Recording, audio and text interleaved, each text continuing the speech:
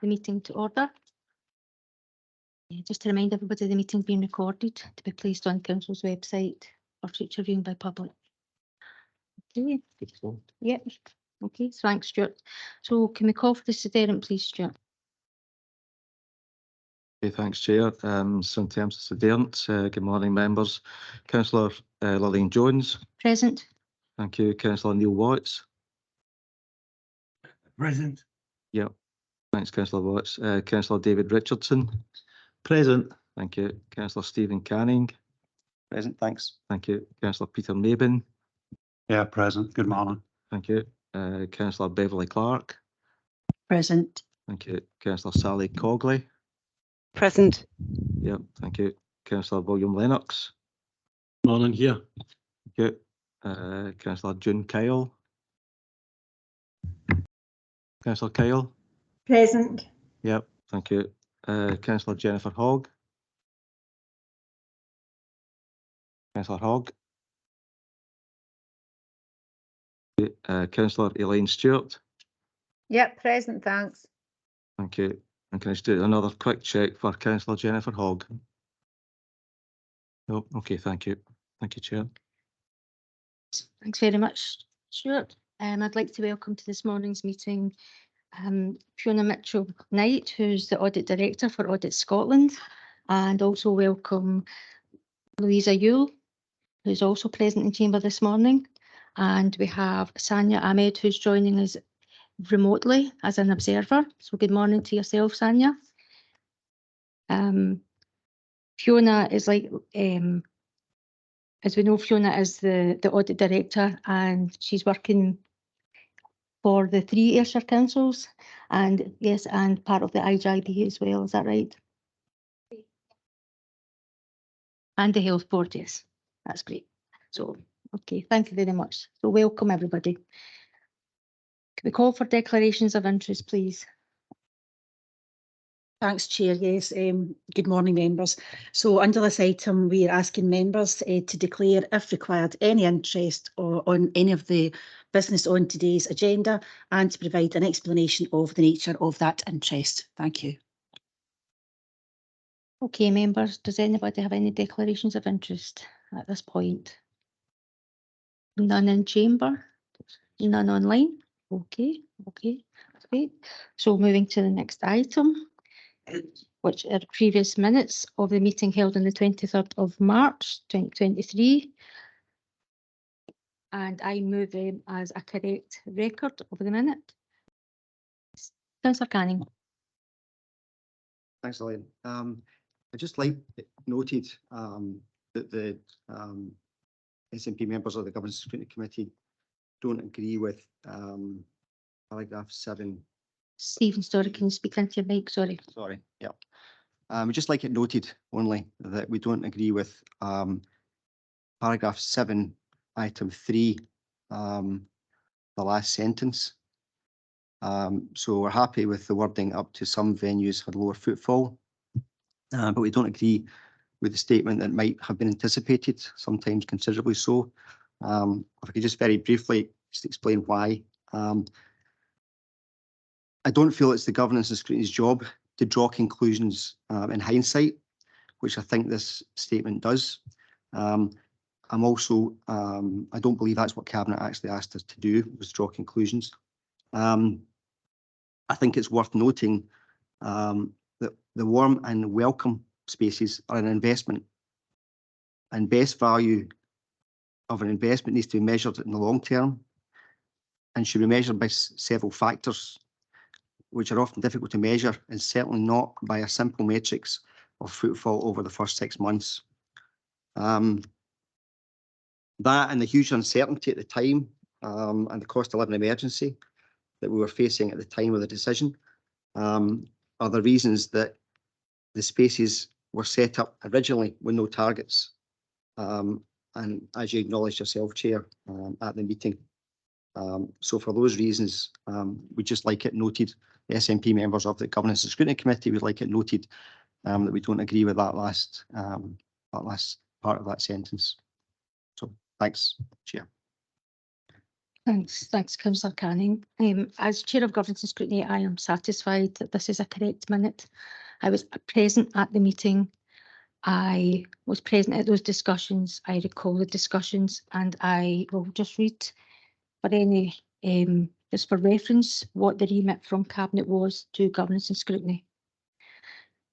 And that was: following previous discussion at Cabinet on the 15th of February 2023 as part of the East Ayrshire Performance Report, it was agreed to note the position in terms of the cost of living as detailed at paragraph 14 of the report, and agreed to request that Governance and Scrutiny Committee on the 2nd of March 23, as part of the scrutiny responsibility, have a particular focus on the funding allocated and the numbers attending the warm welcome places within communities, as outlined within the East Ayrshire Performance Report and the additional information provided on the members' portal.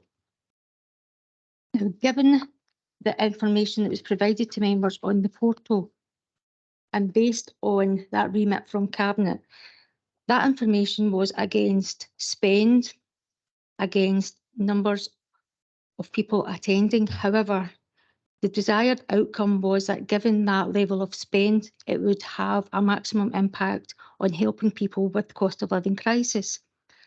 Now, it is my expectation that when we have investment in one venue of just under £10,000 to help with the cost of living crisis, it would assist more than 2 members of the public. I would also expect that with an investment of, again, just under £10,000, that it would help more than just 7 members of the public who attended those warm welcome spaces. At that meeting, it was recognised that these warm welcome spaces were in its infancy, and that was well debated. And therefore, that is why we recommend back to Cabinet that they continue to exercise oversight and closely monitor and review as required actions going forward in relation to warm spaces within the overall cost of living support programme by way of examination of relevant information provided within the East Ayrshire Performance Report or within dedicated cost of living programme reports by the Deputy Chief Executive. Now, I believe that the minute is a true reflection of the discussions that we had during the meeting. I believe the minute is a true reflection of the discussions based on the information provided to members via portal and East Ayrshire Performs, and therefore I move that the minute is an accurate minute of that meeting. Craig, would you like to come in? Through you, Chair. Whilst I would accept that I wasn't at the meeting on the 23rd of March when the report and presentations and discussions took place, what I would confirm, certainly having spoken to Julie McGarry, who was at the committee, and also from the chair this morning, that following the committee, officers prepared the minute based upon what they took from the points that the committee wished to raise and chose to raise at that committee.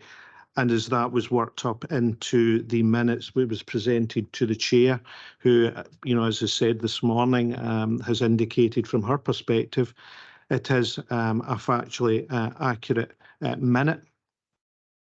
Looking at the words themselves, while there is no reference to targets or any groups or individuals, what this is merely stating is effectively an opinion.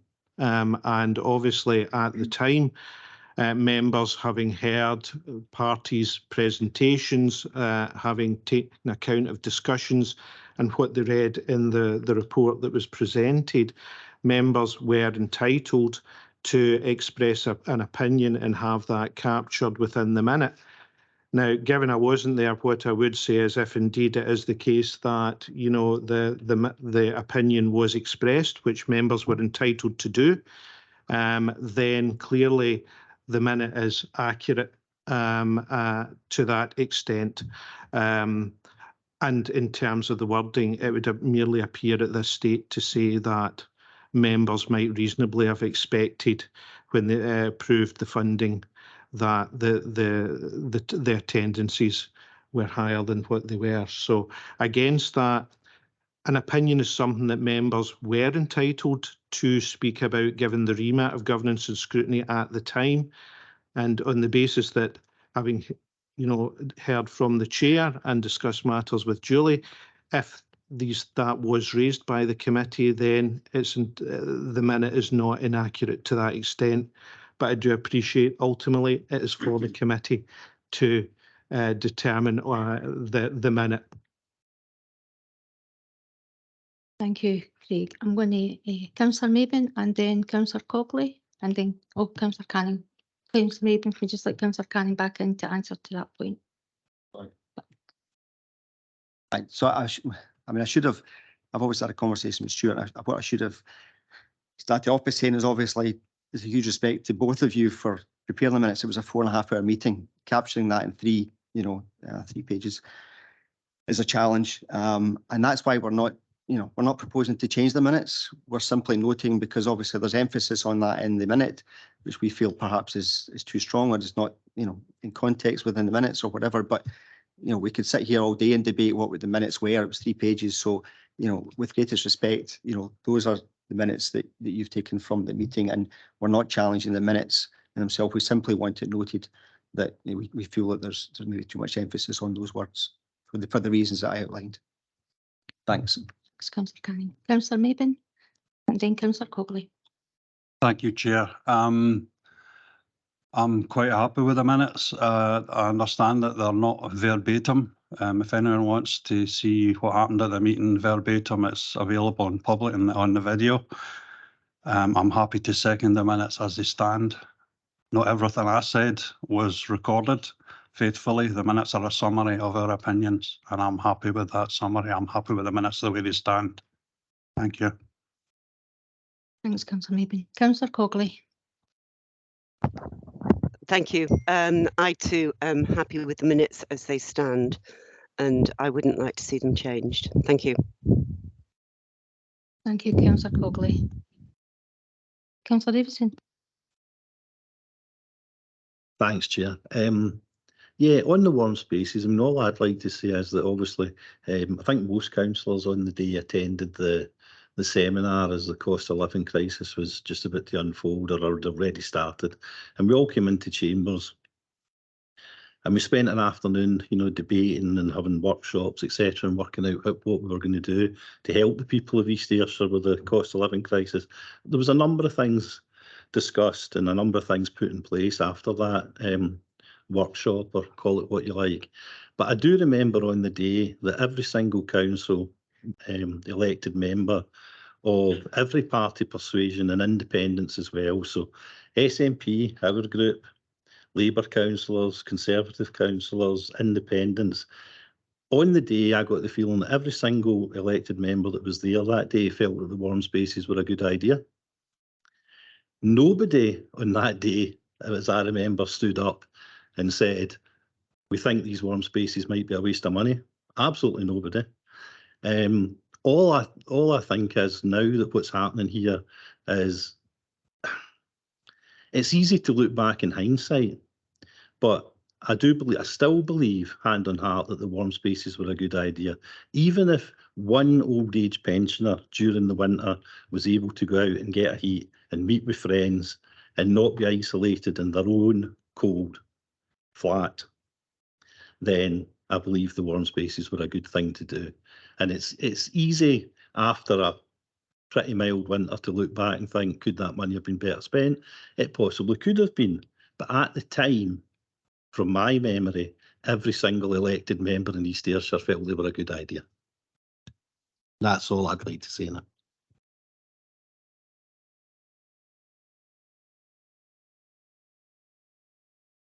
I called you Councillor Davidson earlier. I apologise. It's Councillor Richardson.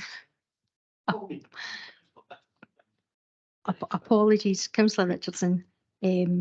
Completely agree on welcome spaces are a good idea, but as a council, we're accountable for money, and when we invest, we have outcomes, and we have to make sure that we realise those outcomes.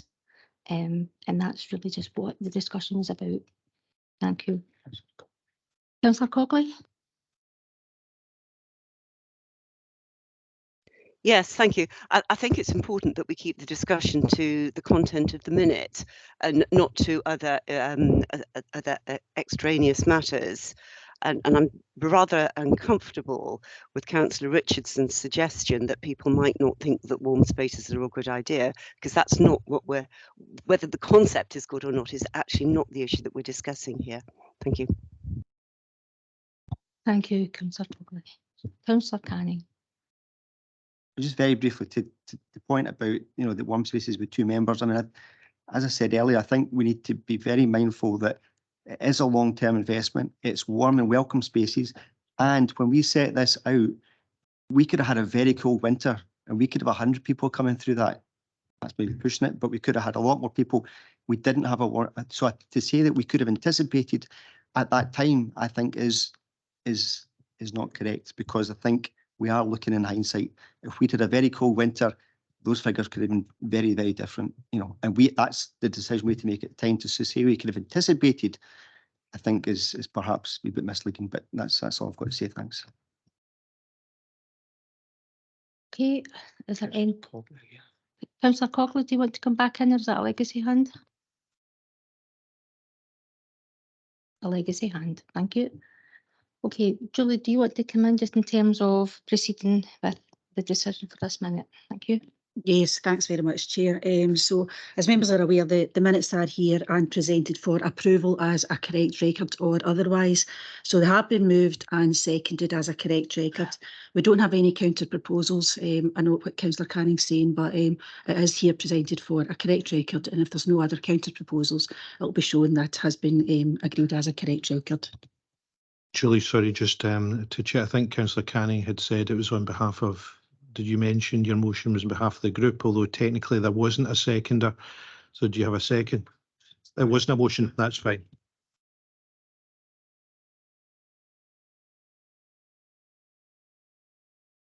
Okay, then I stand by and move the minute as a correct minute of the meeting.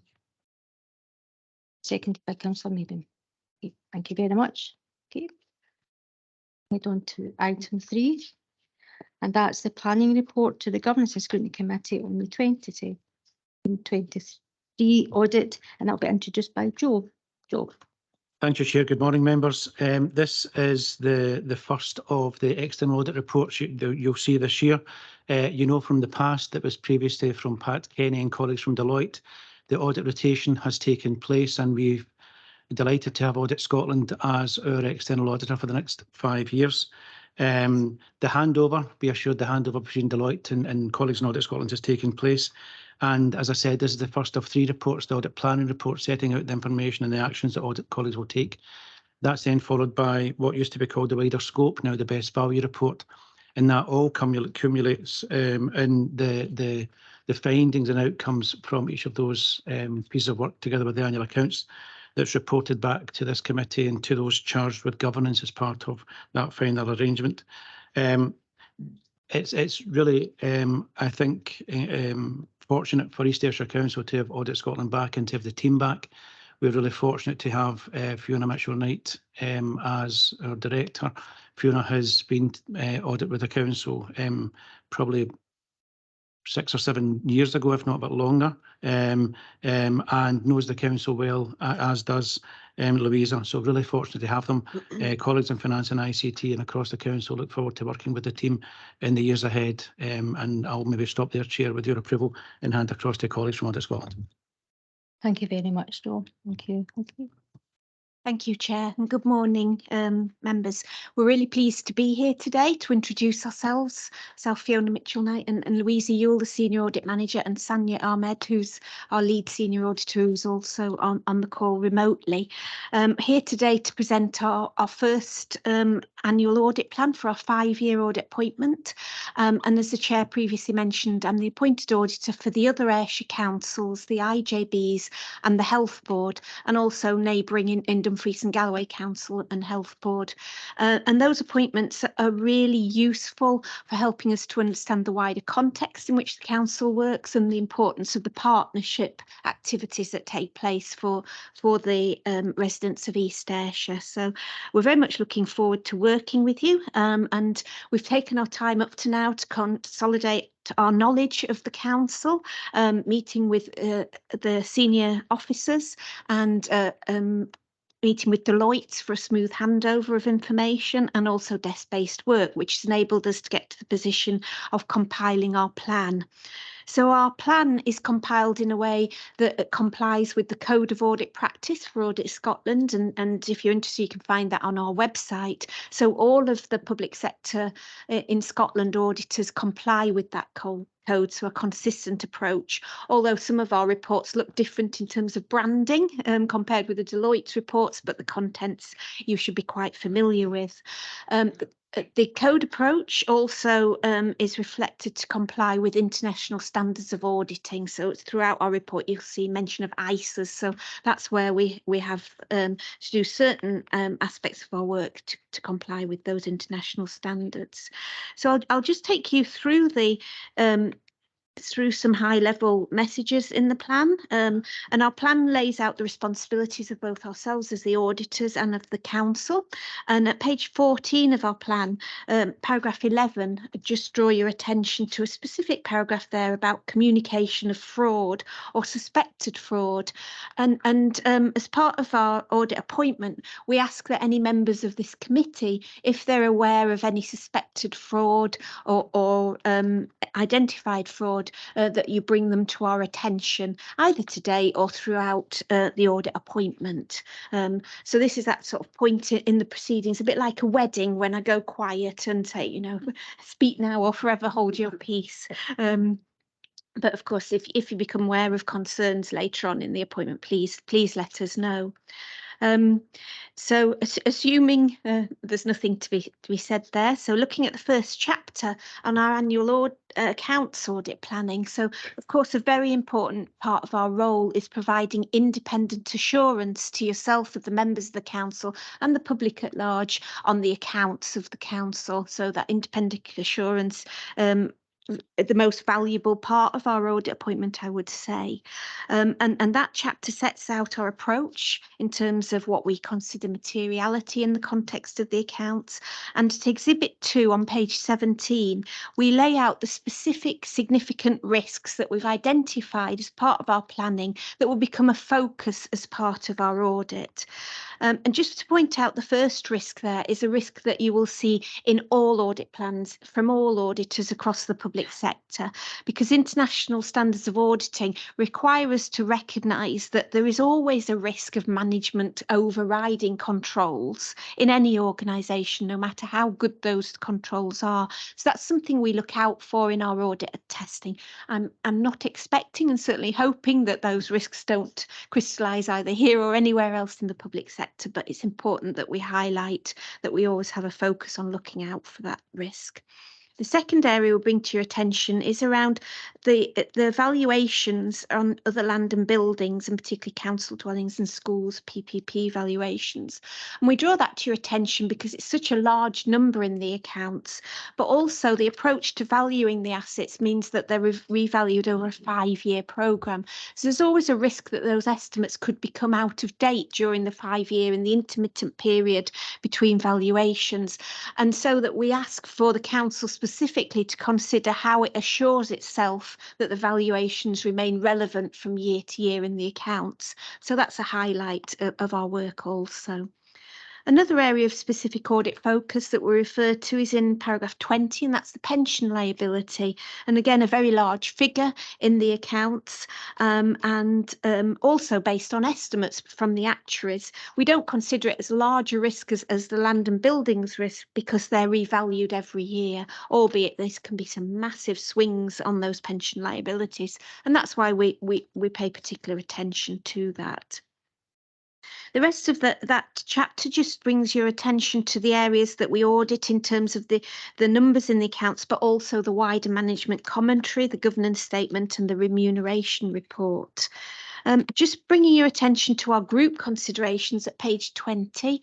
And every year we revisit the relationships between all group companies and organisations, arm's length organisations with the council. And over the last couple of years, there's been a particular focus on us revisiting the relationships with leisure trusts and ensuring that they're reported in a way that we feel most represents the guidance in this area.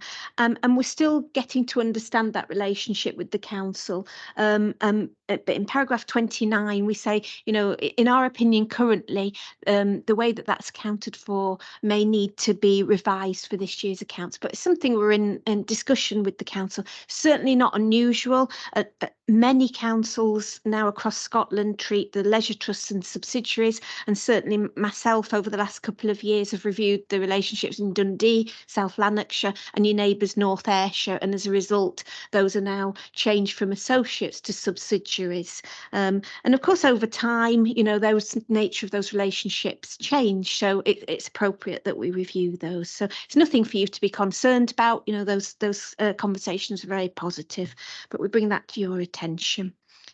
We also reflect on the work that we do on the Scottish charities and the trusts that are registered as Scottish charities that are administered by the council there, and that just lays out the audit work that we'll do in response to those.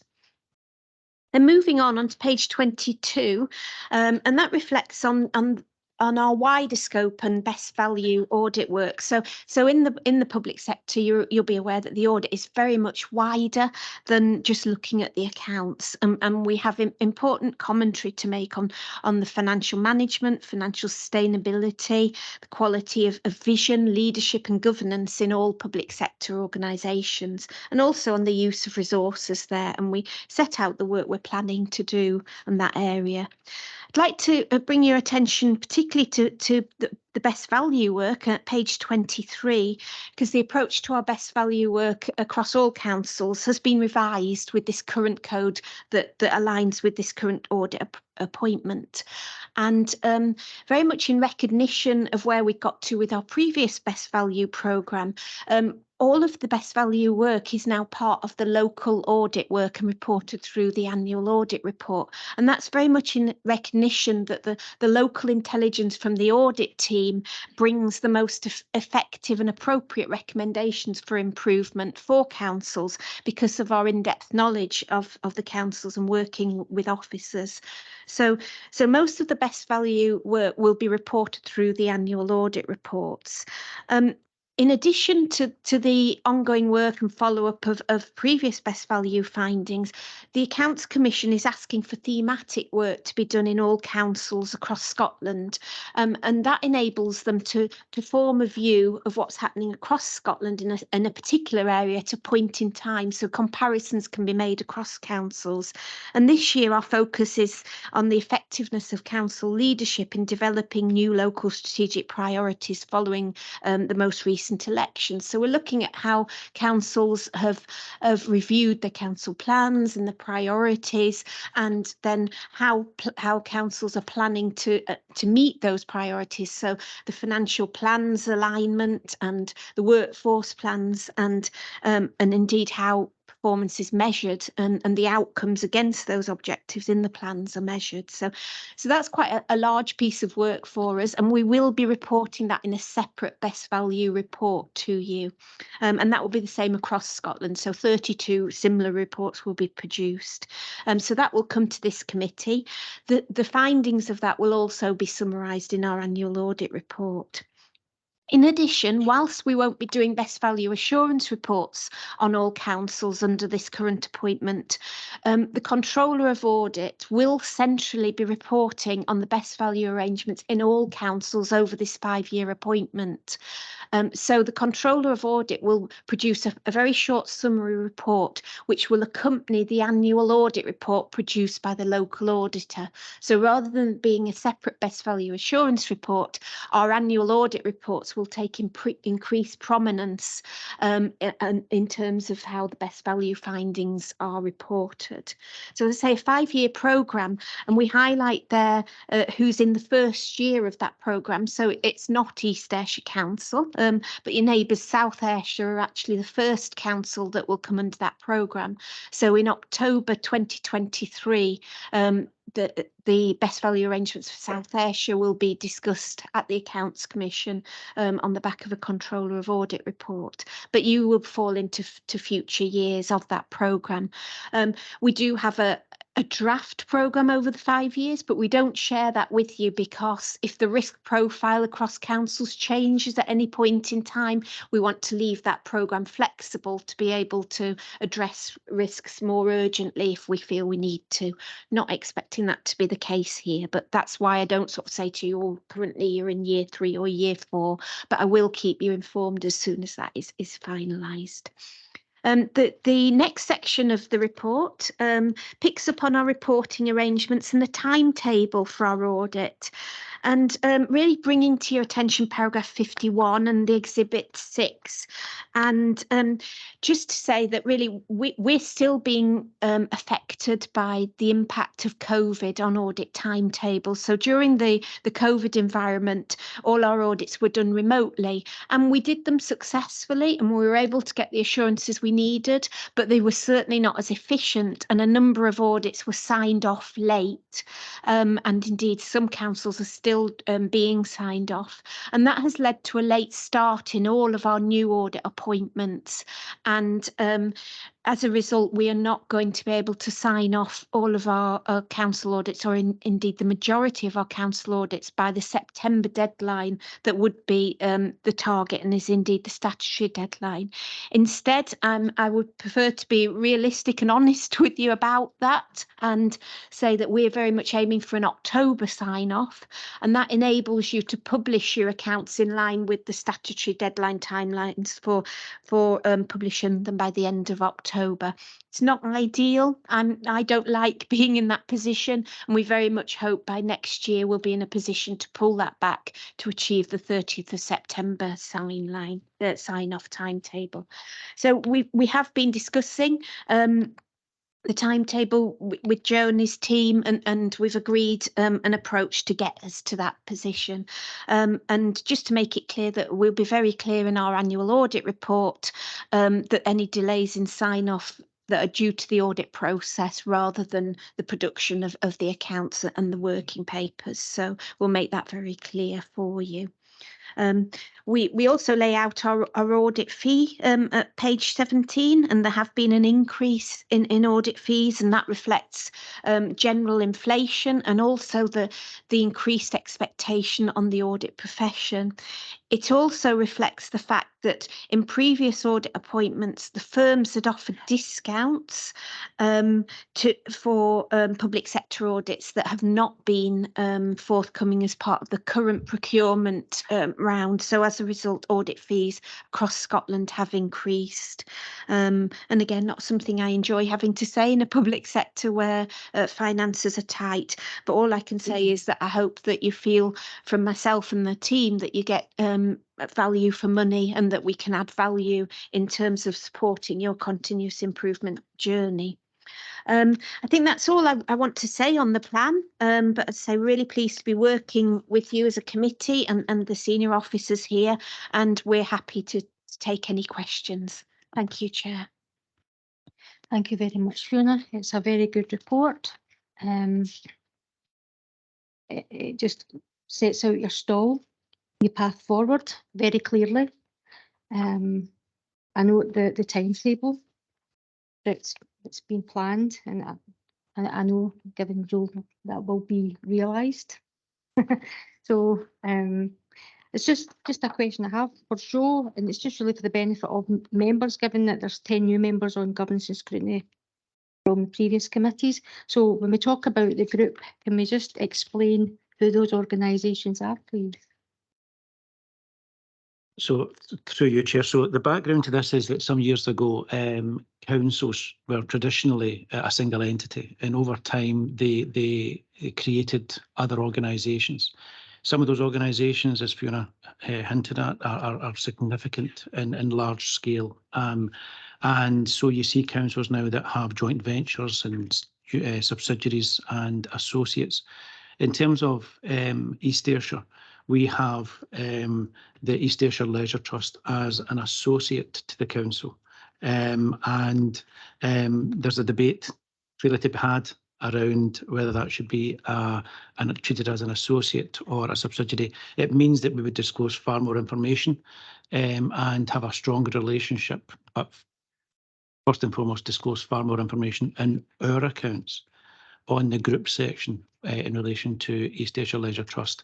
There are also associates in relation to concessionary fares and SPT and the like that are there, but on the whole, the main one for us is the East Ayrshire Leisure Trust, and that brings us into the discussion we'll have around control and that wider definition of control, which then feeds into whether it's an associate or a subsidiary. But we'll have that in the months ahead, and that'll be an interesting conversation for the technophobes in the room. Thanks, Joe. I've just got one other point as well, and it's to do with the pension liability. Now, we don't control Strathclyde Pension Fund, so it's really just about how we challenge the data that we receive as a council, how we challenge this Strathclyde Pension Fund. So can you just maybe give us a wee bit of background just in that? Thank you. Thank you, Chair, and through you again. So Fiona's absolutely right. The pension liability sits in the balance sheet. It's a large figure, but it's a figure that swings and fluctuates dramatically year after year because a change happens perhaps with a discount rate, or the actuary believes that the life expectancy of males and females in Scotland or in our part of Scotland will change, and so because of that, the liability that's then created is significantly lower than it was originally. And so for us, we deal through Strathclyde Pension Fund. Their actuaries are Hymans. Julie and Colin, who's at the back, deal directly with Hymans at the start of this process. That's just kicked off in the last few weeks, where we set the parameters for our pension liability report that will accompany this year's accounts. It's done in conjunction with best advice and also supported through colleagues in external audit too, so that when the report comes in and when the entries are put through, the assumptions that are contained within that are not new to us, and they're not new to colleagues in external audit. We try and streamline that process.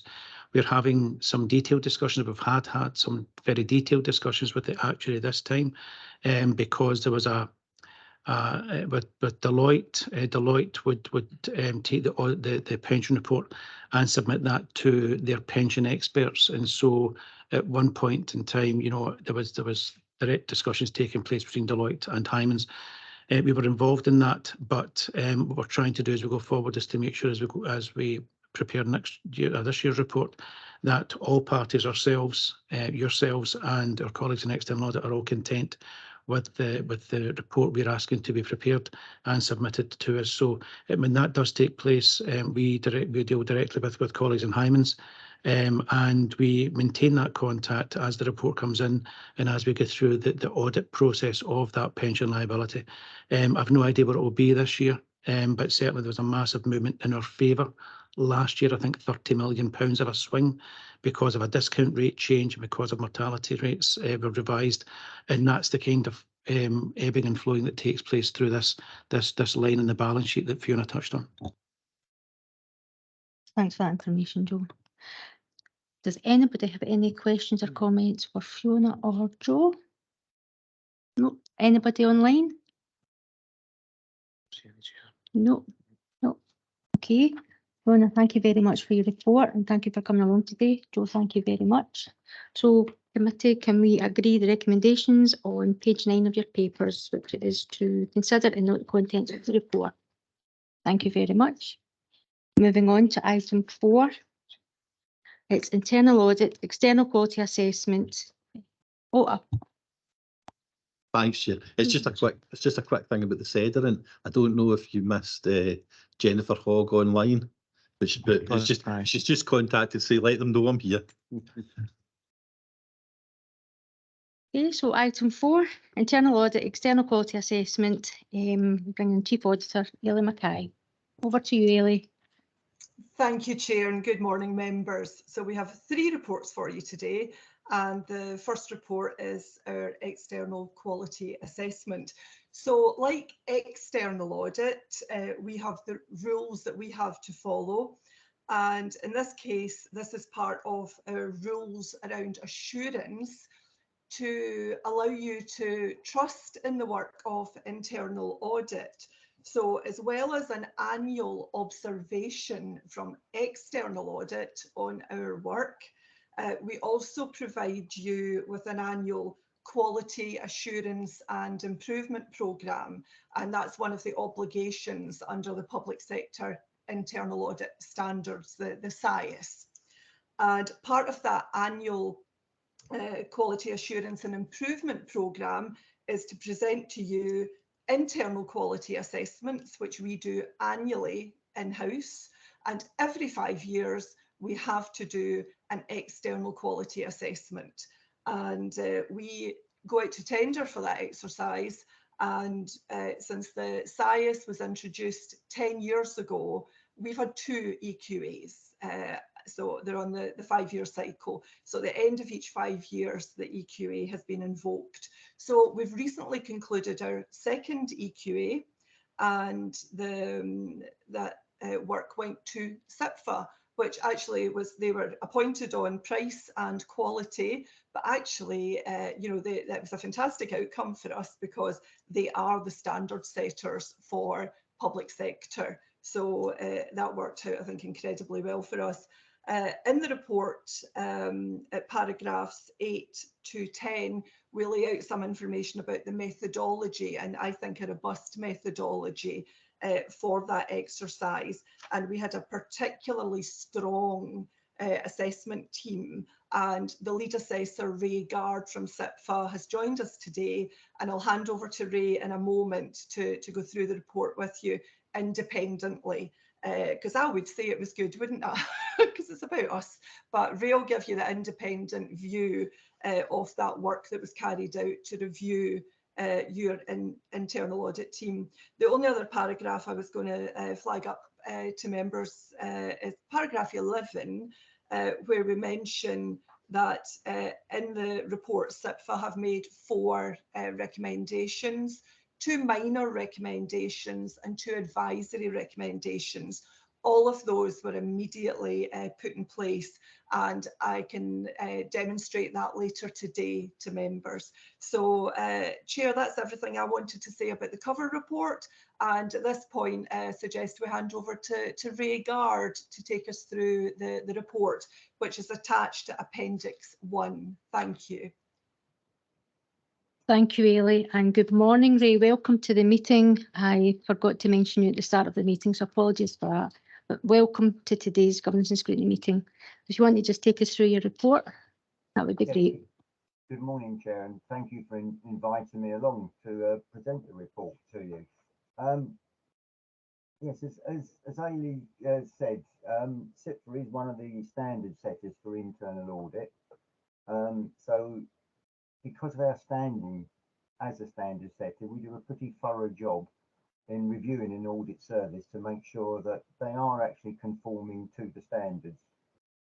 And I have no doubt at all that the East Ayrshire Internal Audit Service is generally conforming to those standards. Now, generally conforming is our highest level of conformance that we give. That allows a little bit of scope for any areas where they might not be doing everything completely right, but there are in total 11 sets of standards that they have to comply with, but each of those standards are broken down into individual components, and in total there's something like 350 components that make up the standards. So that's an awful lot of areas that they have to conform to completely. As you say, we've only identified a few minor areas for the service to tackle, and I'm pleased to see that they've all been implemented already. The process that we use is very thorough. We look at all the reports that the service have produced, we analyse some of their audits to see how well they've been carried out, and we compare the work that they've done to the standards, but also we compare it to their own individual processes and procedures to see if there's any variations that we picked up.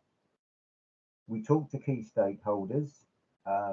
We do that through interviews, and these were done over Teams, and Ailey's report sets out the people that we have spoken to.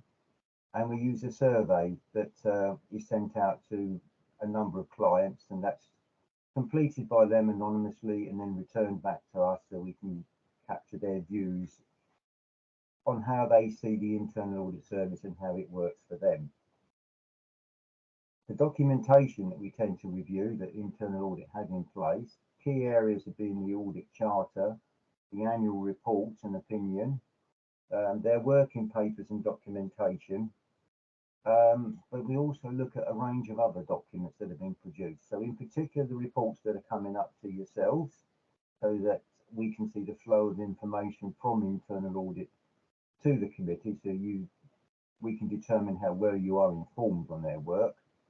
And we look at a range of documentation that's been produced and held in the service around the staff themselves. So we review their job descriptions, their training records, and the qualifications that the team members hold. Part of the standards requires internal audit to be a very professional and up-to-date service, with the staff continually learning and developing from what they're doing. So it's important that we review their training records to make sure that they are keeping up to date with their CPD and that they've got the right sort of knowledge that the service requires. I think the main thing I can really draw from this is they are a very competent, well qualified and experienced service that you've got. And I think comparing them to some of the other services that I've reviewed, and I've carried out something like 70 of these reviews so far in the last sort of 10 years, they're up there with the leaders, particularly given the size of the team that they've got. They're not a big team, but they are well qualified, they are experienced. They do a lot of horizon scanning, so they can see what's coming over the horizon that might affect you, and they factor that into their audit work. They have comprehensive audit planning processes in place, which takes into consideration all of the local issues, the points raised by managers that they need some assurance on, as well as the routine areas where they know that they've got to look at it and give you assurance on, particularly around core financial systems and internal control systems. The service is valued very much by managers, particularly with the guidance and support that they give to the services and the critical friend approach that they use when requested to attend or be part of projects for new system development and implementations. That's an indication that it's a good service. If service managers are going to internal audit and asking for that advice and support and guidance, that shows how well they are respected and that they are valued for their knowledge and independence. The service is suffering along with all other local authority internal audit, well, the entire public sector internal audit sector in the United Kingdom, to struggle to find qualified staff. So they're looking at mechanisms to make sure that they can maintain their resources, and they're developing training programs to bring in apprentice and graduate trainees. And quite honestly, that's what every council and every public sector organisation in the UK is having to do at the moment, as there seems to be quite a shortage of qualified and experienced internal audit staff. But Ailey understands that, and they've got processes in place, and they're working on that and developing it along with the wider finance function. But this is just a public sector problem. It's wider than finance staff. It's right across the services, so everybody's challenged in finding qualified staff. But internal audit know what they're doing, and they've got a plan in ahead of them, and they're working on making sure that they can maintain the resource level that they've got and need to deliver good service to you all. The service makes good use of IT. They use data analytics as best as they can. They're using a package called IDEA, which is a good interrogation package. And compared with a lot of authorities, they're ahead of the game in this field. There's many local authorities that I look at that really still don't do much in the way of data analytics. So that's a real plus point for the service. And as part of their training program, all of the staff are being trained to get a relevant IT audit qualification. And that's, in this case, it's the Certified Information Systems Auditor qualification. Now, there are very few in-house internal audit services where the staff are qualified to that sort of level. In the long run, this means that the service will manage to do more of the IT-based audits themselves rather than having to outsource it to a third-party contractor to do that. Although I dare say they'll keep that option in place as a fallback, particularly when you've got some very detailed technical audits that need to be done. It might be easier to use a specialist from outside to do those. So I think I've probably gone through everything that I was hoping to go through with you this morning. Clearly, the service generally conforms to all of the standards. We've got no areas of partial conformance or no areas where there is no conformance. And as I said, in the 4 issues that we've raised, 2 of them were very low priority, and I've already seen from the agenda pack this morning that those have been implemented. And there are 2 advisory points that we've made. Again, one of those I can see has been implemented. And the final one is just a generic point, really, around potential changes that are going to be coming to the public sector internal audit standards in the coming years. That there is a consultation out at the moment, and it's really just advising all the chief auditors to make sure they've looked at that consultation and ideally put in a response to what the Institute of Internal Auditors is suggesting that the changes are. I think that's really all I'd like to say at the moment, and I'll be happy to take any questions that you have. Ray, thank you very much for that report. I was absolutely delighted to see all the greens, the generally conforms. It's an absolutely fantastic report, and I have to say it certainly does reflect our internal audit team. Your comments about our internal audit being up there with the leaders, they're competent, well qualified and an experienced service, gives us absolute assurance about our audit, internal audit, and that we are well placed to see the challenges ahead of us in terms of making sure our governance arrangements and our controls are robust going forward to meet the challenges of the future.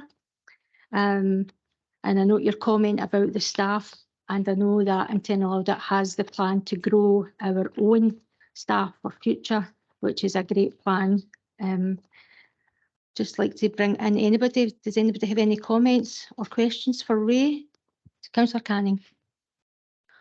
It's just, I mean, as an ex-auditor with a passion for data analytics, it's very good to know because that we're leaders in that area, because that's where we get efficiencies. I mean, that's the future of audit is around data analytics and getting efficiencies. And if we're trying to get best value, that's an area where we can make sure we get best value. So that's very reassuring. Thanks. Thanks, Councillor Canning. Councillor Cogley. Thank you, Ray. And your comments were a great reflection on our team, so that's excellent. You raised a comment in relation to the recruitment staff of auditors. Is this because in the public sector, the challenges of the private sector are too great? Is the pay better? I was struggling a little bit to hear you then, but I think I got the gist of it. It's, yeah, generally speaking, the private sector can pay and does pay higher salary rates than anywhere in the public sector. And they've got a shortage of staff as well. And as our colleague from Audit Scotland mentioned earlier, that there have been some issues with signing off some of the audits, not just with them, but with the firms as well. A lot of that has been down to some of the firms struggling to have them sure that they've got enough staff in place. So everybody's out trying to recruit the same small pool of people that are qualified and experienced in the audit work. Sadly, the public sector doesn't manage to match the salaries that are paid by some of the firms, and in times when there's shortages, they tend to pay premiums as well. So it is a challenge, and the only way forward really at the moment is to do what Hayley's doing and the rest of the public sector is doing, is go back to basics and grow your own, as we used to do maybe 20 odd years ago, and develop the staff ourselves. Yes, there's a risk that you will lose those staff when they're qualified, but if you don't take that risk, you may never get more staff back in post and be able to maintain them. Thank you very much. Thank you. Thank you. Are there any other comments or questions for either Ailey or Ray? Councillor Maben. Thank you, Chair. Just as having a background in engineering, I really struggle with some of the language and the admin speak. I wish the campaign for plain English would try and get a hold of some of these folk and help us out. The red, amber, green standards that we follow are really good. That helps us, because obviously if it's a red, we can flag it up and ask a question. Like on page 51 of the report, internal audit survey results, loads of green lines, fantastic. So we're obviously doing a great job. And there's one wee red line right in the middle. So I'll ask the question, what's that one wee red line right in the middle? The enhanced organisational understanding of governance, risk management and control, either for Ray or for Ailey. And it would be really helpful as we go forward. There's 2 more audit reports. If you tell us the page you're talking about in the paragraph, so we can track what you're saying and follow you as you're giving your report, that would be really helpful too. Thank you. Okay. Shall I take that one, Hayley? That's fine, and I can follow up with any additional information. We had a respondent who disagreed with the statement that internal audit has enhanced a wider understanding of, I think is it governance? Yeah, governance, risk management and control across the wider organisation. They didn't provide us with any more information as to why they gave us that decision on that one, but it was only one response that we had overall. The rest were green in that area.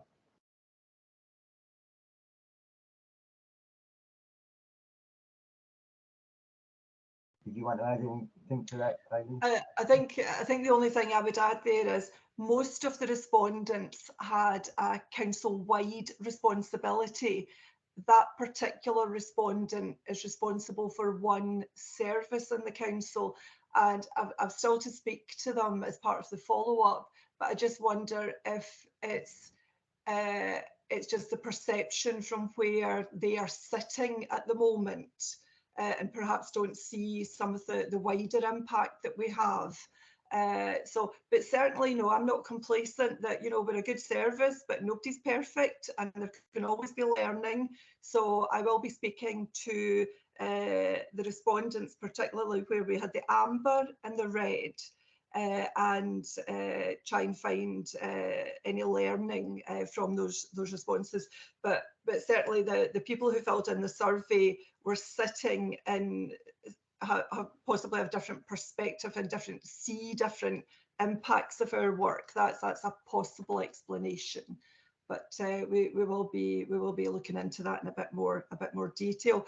Can I just touch on Councillor Maben? Yeah, terminology is something we all hate, and unfortunately we've got a set of standards that set out loads of acronyms and loads of sort of phrases maybe we don't use in day-to-day life.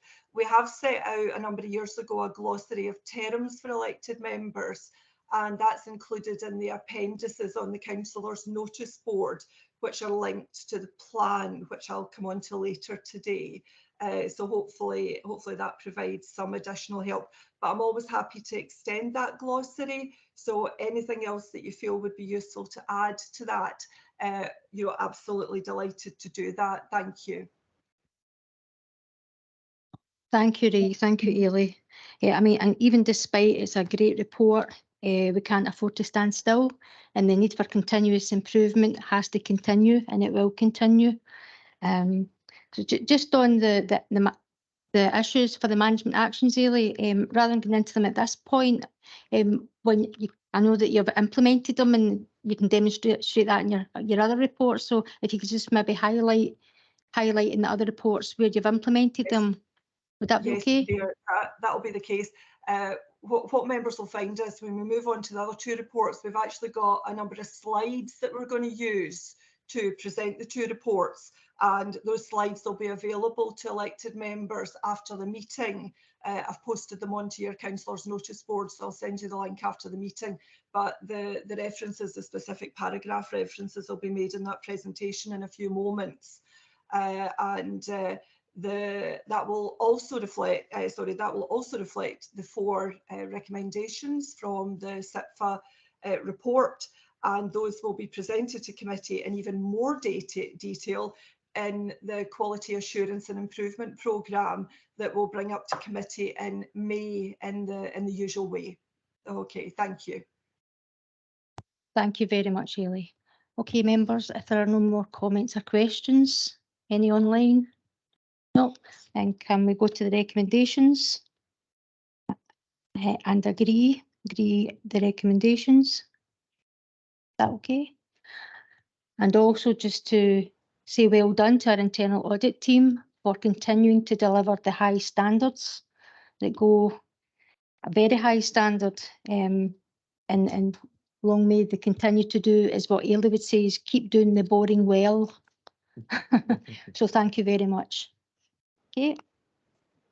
So we'll move to item 5, which is the internal audit 22-23 annual report, the summary and the annual internal audit opinion. Ailey. Thank you, Chair. I think you should be able to see, good, I can see the slides from where I'm sitting, so hopefully everybody can see them, whether you're remote or in the chambers. We've got a number of slides here which are going to present a wee bit of background, and then the annual report for 22-23, and then we'll go into the plan for 23-24.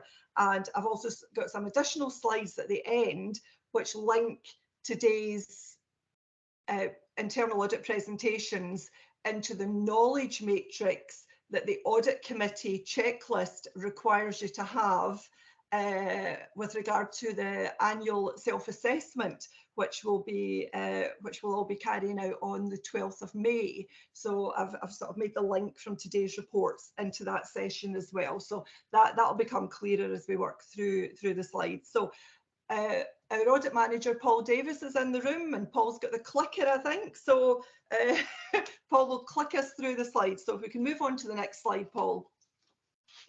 So we've got the 3 reports today. So we've had the first one for noting.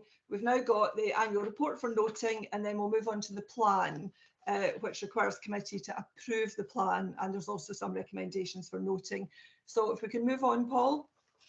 So we have rules. We've mentioned this earlier. We're all aware we work around quite a complex set of rules. I think Ray mentioned in excess of 300 particular standards that we need to comply with. And that's not just us in internal audit.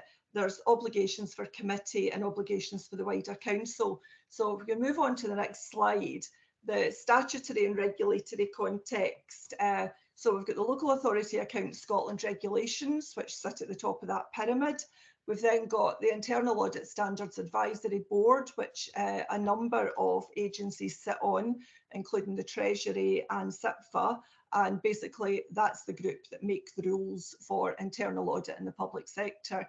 So what we have coming out of that sausage machine are the public sector internal audit standards, the SIAS, and the SIPFA Local Government Application Note, the LGAN. So that was referred to in a number of paragraphs in the EQA report that you've just heard, and is peppered throughout the 2 other reports that we're just about to present.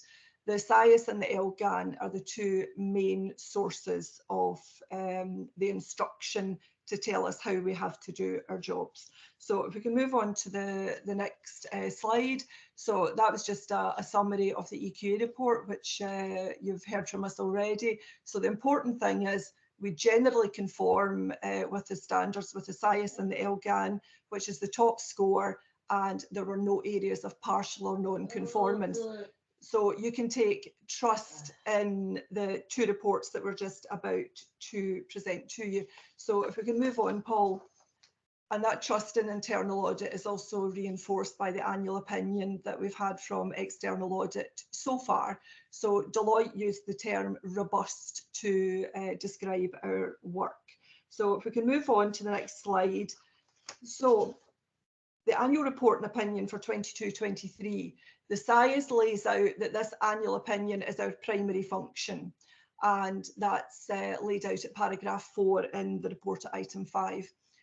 I've confirmed in the report at paragraphs 8 to 9 that sufficient work has been carried out in order to produce that opinion. We don't need to complete the plan. We pretty much complete the plan every year. We always set a very challenging plan, but sufficient work as determined by the chief auditor has to be carried out to inform an annual opinion. We then need to confirm organisational independence, and in addition to that, the external quality assessment recommended that we also reinforce that we have no impairment, and that means that we have enough resources and nobody interferes with the scope of our work, that we're truly independent. So that's laid out in paragraphs 10 to 11 in the report in front of you today, members.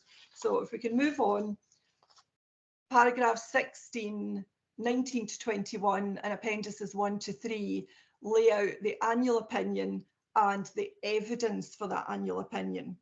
So first of all, I think you'll all be aware that the opinion informs the annual governance statement, which Ian Tuff will present at item 7. So that's the link between the work we do and that overall annual governance statement that's prepared for the council on an annual basis. So our overall opinion is that reasonable assurance can continue to be placed on the adequacy and effectiveness of the Council's framework of governance, risk management and control in the year to 31st of March 23. And that wording is prescribed within our standards. And that really is a good summary of what we do. So as you know, our work focuses on governance, risk management and internal control. So if we can move on to the next slide. So paragraph 16 in your report explains the approach to preparing the annual opinion, and reasonable is the most that the annual opinion can ever be. The opinions for individual audit assignments can be higher. They can go up to sound assurance, which is the top. But for an annual opinion for the whole organisation, reasonable is the most that we will give, because it's such a large complex entity. I think we would have to have thousands of staff, maybe hundreds, before we could even get close to giving a sound assurance opinion for such a large complex organisation. And that ain't going to happen. It doesn't happen anywhere in the public sector. So the most that you'll find in the public sector is for a whole organisation, reasonable assurance. And we are continuing to give reasonable assurance to the whole council as our annual opinion based on the work that we've carried out. So that evidence, the work that we've carried out, is laid out in appendices 1 and 2 in your report. And that lists the outcomes for each of the assignments, whether it's been sound or reasonable, or there's a couple of them were limited, but only a couple, which is fine. And the follow-up scores, where all the follow-ups continue to score 100%, which is a great outcome. So the full opinion, members, is laid out in Appendix 3. And I'll come on to some of the highlights of that in a moment. So if we can move on, Paul.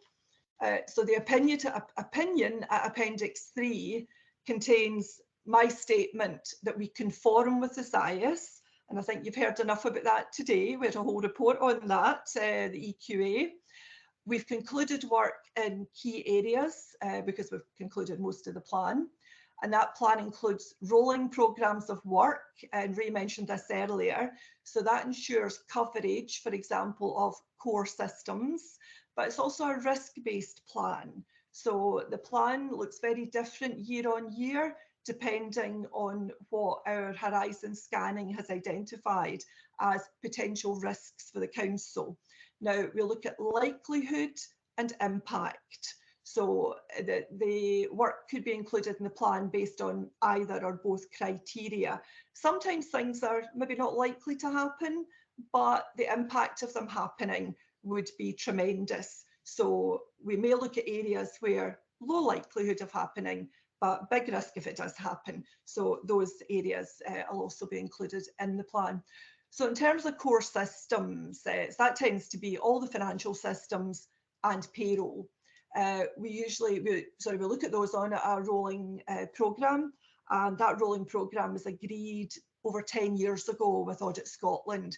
So it's a 7-year rolling programme, but that's subject to risk assessment. So the scheduling can change year on year. That generally results in good outcomes year on year. The two main areas we looked at in 22-23 were creditors, which resulted in sound assurance. And we also looked at a very small element of payroll. We looked at maternity pay. The last few years, we've started to focus in on the less automated aspects of payroll. So maternity pay is particularly complex in the way it's calculated, and it's less of an automated process than perhaps other areas of payroll. So that resulted in limited assurance, but it's a very small part of payroll. It's 0.5% of the total payroll. So I don't have any significant concerns about that. What I'm incredibly pleased about is the head of service instantly put corrective actions in place and continuous improvement. So we'll go back out in the next few months and look at how that's operating now and report that back to you next year. Cybersecurity, I know, is an area that gets a high profile nationally. We've had a rolling programme of work for a number of years, informed by the National Cybersecurity Centre and SIPFA programmes of work. And generally our work in East Ayrshire Council has resulted in good outcomes year on year. So Paul, if we can move on. So continuing on Appendix 3, you'll see at page 69, we have a bar chart. Now, we introduced the bar chart a number of years ago to give you at a glance the outcomes from all the work that we've done in year. And overall, those outcomes continue to be very reassuring. Most of the scores are on the right-hand side of the graph. They're sound in most areas, or they're reasonable. So just to go over that in a little detail, we had 19 completed assignments, and that excludes the advisory assignments. So we had 19 assignments that resulted in an opinion. So the detailed reports can be found on the councillor's notice board. So in terms of sound assurance in most areas, that was 9 of the 19, which is a great score. Reasonable assurance was 8.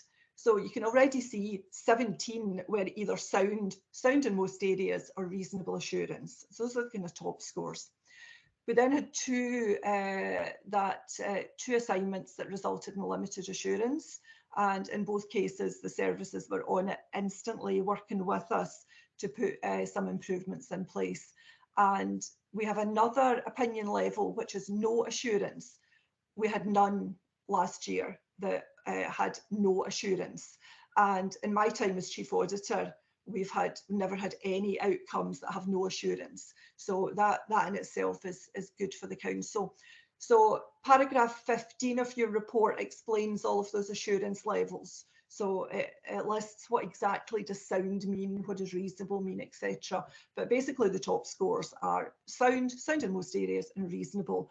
And the overwhelming bulk of the work we've done in 22-23 has resulted in those higher level outcomes. So I have no hesitation then in continuing to give the council an opinion of reasonable assurance across the whole council. So if we can move on to the next slide, just a wee bit more context around the annual opinion. In addition to the 19 assignments that resulted in an opinion, we also carried out 9 advisory assignments, and that's usually when we're in early doors to support redesign, to support changes in controls. For example, we've been involved in the payroll working group to redesign controls around payroll. And next year, we're working with Joni's team to look at creditors and the wider purchasing to payment controls. We also in 22-23 dealt with 99 small advisory items.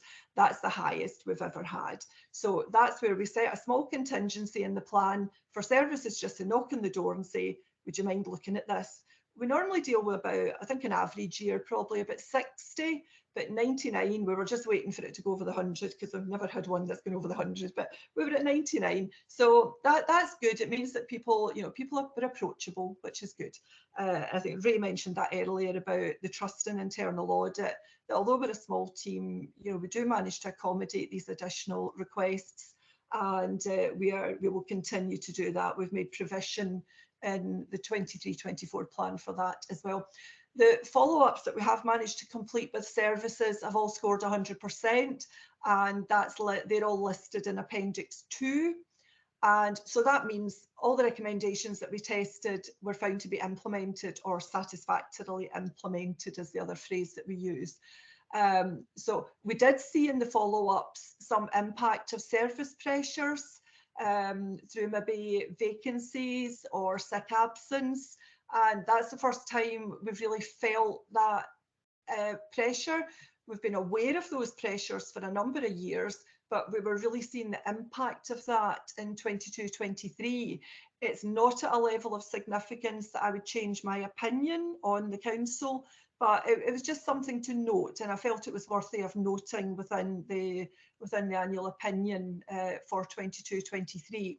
So further detail on all of the work that we've done will be reported to members in May. You'll appreciate that we have to produce the annual opinion fairly quickly, and in fact we had to lodge this report for CMT a few days before the financial year ended, so it's really tight. It's a really tight timetable. So what we're going to do in May is provide even more commentary around each of the assignments for additional information for members, and that's when we'll bring the quality assurance and improvement programme to members, and that will include the full response to all the 4 recommendations in the external quality assessment. So I think the next slide, Paul, takes us on to the plan. So I'm going to stop there, members, and allow time for any questions, and then we'll move on to the plan for 23-24. Thank you. Thanks, Ailey. Thanks. Does anybody have any questions or comments at this point for Ailey? Anybody online? No. No. Oh, Councillor Richardson. Just one quick question, Hayley. So you're saying that heads of department or staff within departments can come to you with sort of ad hoc queries and ask your team to look at individual issues. Could you just give us, and you mentioned there were 99 instances of that during the year, could you just give us a couple of examples, like real life examples, as to maybe just 1 or 2 as to what type of things that you can be asked to look at? That's a good question, and we will. I'll give you a couple of examples off the top of my head, and we'll give a fuller response than that in the detailed report we'll bring up in May to committee. So some of the examples that we tackled this year were recently we had a query coming in from Housing and Asset Services about stores. And they had made quite fundamental changes to their stores over the last couple of years, and we've been working with them through that journey. So there were some small additional queries had come in recently. We've had queries around services drawing up new procedures, where the head of people and culture is reviewing policy and procedure more widely, corporate policy and procedure. We're asked to look at those on an ad hoc basis as they appear, and there are some more regular areas where we're asked for advice. And one of the 99 is my attendance at the Workforce Review Group, which I joined last year. So we reflect that under our additional small advisory items. So I hope that gives you a flavour, Councillor, of the areas that we deliver advice around. Thanks for that, Ailey. Ailey, can I just ask, see in terms of the recommendations that you may give to services and then during your follow-up and noting your comments about the pressures via vacancies or sickness. So if you went to a service and you found it during your follow-up that the recommendations hadn't been fully implemented, would you take consideration into the pressures of the service to give them an extended period to implement the recommendations in full, or would that not have any influence on the sort of timescale that you'd expect recommendations to be implemented? Good question. We are very keen, I am very keen, that we always support services to implement all recommendations. I do not see the point of bringing a report back to members saying, oh, because they've only done half it and they've not managed to do the other half. That's in nobody's interest. So we work with the service in whatever way we need to. Sometimes it is by extending deadlines and work with them, continue to work with them until full implementation is achieved. I know some councils tend to set a deadline, never change it, and then I know that heads of service are then invited to the audit committee to explain why they haven't implemented. So we deal with that sort of, we deal with those issues, and I make the decision whether we can extend or not, usually in conjunction with the head of service. You know, this is it's dealt with at a very high level. There's usually where we extend deadlines, there's usually a very compelling case for extending that deadline. It's not necessarily always because of either vacancies or staff absence. The extension of deadlines can be to do with the pace of change in the council. So sometimes our recommendations might be made in the context of an existing set of controls.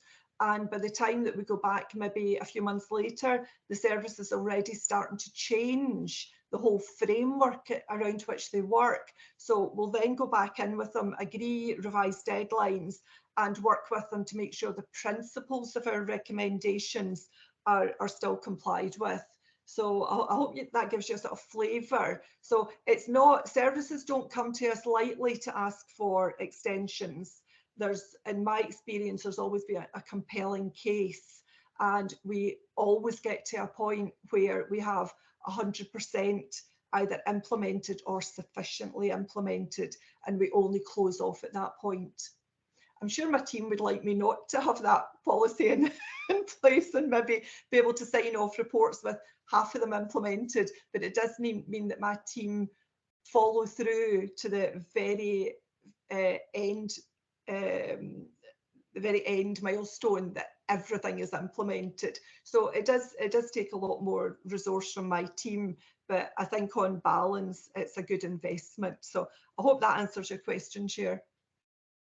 It does, Ailey. Thank you very much. It was a very detailed response and helpful. Okay, no more questions, comments? Okay, can we agree the recommendations on page 53? Yep, magic, that's great.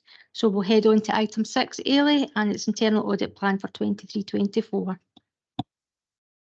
Thanks, Chair. If we can start with the slide, the internal audit plan 23-24. So, as you know, the SIAS requires governance and scrutiny to approve the plan, and the plan's laid out in appendices 1 to 4. Paragraph 14 in the report notes that the external quality assessment that you heard earlier today stated that we have a comprehensive planning process in place. So it's nice to hear that from an independent source, and that should give you reassurance about what sits behind the plan that you're going to approve today. So we have a number of SIAS and SIPFA obligations for planning, and that's obligations for me and obligations for you as committee, and they're laid out in paragraphs 11 to 21. and that includes the independence of internal audit, the fact that we should have no impairment either in scope or resourcing, that the chief auditor should be given the authority to adjust the plan to meet any emerging challenges during the year, a mechanism for adding consulting activities. We've never actually had to invoke that because our plan always seems to be pretty much fit for purpose. And remember, we always review the plan at mid-year to make any changes. So, but the SIAS requires us to have a mechanism to add any additional consulting activities, which is maybe an extra bit of advisory work. And it also, SIAS also requires us to review the internal audit charter at least once a year. And so we always review that at the point when we're agreeing the new plan. So my proposal is that we leave the charter be. I think it's fit for purpose. I might have tweaked it maybe a little bit, but there's nothing in it that's urgently needing changed. The reason I'm suggesting we don't even do tweaking this year is Ray mentioned it briefly earlier. In last month, an international consultation exercise began to look at all of the standards that govern the way that we work as internal audit all over the world. And we've seen the first outcome. There's been a fairly quick outcome from that initial consultation, and we attended a consultation meeting yesterday with SIPFA, and it's a frightening level of change in the standards. So it's going to require us not only to rewrite the internal audit charter, probably root and branch next year. That was the phrase that SIPFA used, root and branch. It's a root and branch review of the internal audit function. Most of us in Scottish local government don't think it's necessary, but I think things are failing elsewhere in the world. So we just get caught up in that big wave. So we will need to probably change the way that we work. Hopefully it doesn't impact on what we do for this council, but the way in which we work is likely to change over the next year. And that may impact on the resourcing levels that we need or the skill sets that we need as well. So the Internal Audit Charter, which is our public front-facing document that tells the community and officers and elected members what we are and how we work, that Internal Audit Charter, I'm proposing we keep it as it is. We haven't changed it for a few years because it is a robust document. And in fact, the external quality assessment exercise, and Ray concluded that it was well written. So hopefully members, you'll agree that that remains fit for purpose for now. And we're probably looking at a fairly big rewrite of that for next year. So if we can move on to the next slide. So paragraphs 22 to 25 set out the Internal Audit Standards Advisory Board COVID flexibility, which allows us to qualify our opinions either for individual assignments or the annual opinion for the council. We've never invoked that. We've always been able, through the pandemic, to do enough work to produce opinions on individual assignments and for the council. And that's really a testament to the services that we work with and that they've continued to work with us during the pandemic and in recovery. So we don't anticipate to invoke that flexibility in 23-24. So we're anticipating that all the items in the plan will be carried out and you will get a conclusion for each of those exercises. And we anticipate we'll be able to give you an annual opinion in 23-24. Paragraph 26 simply lists the span of work that we carry out as a team. I think you'll all be familiar with that now.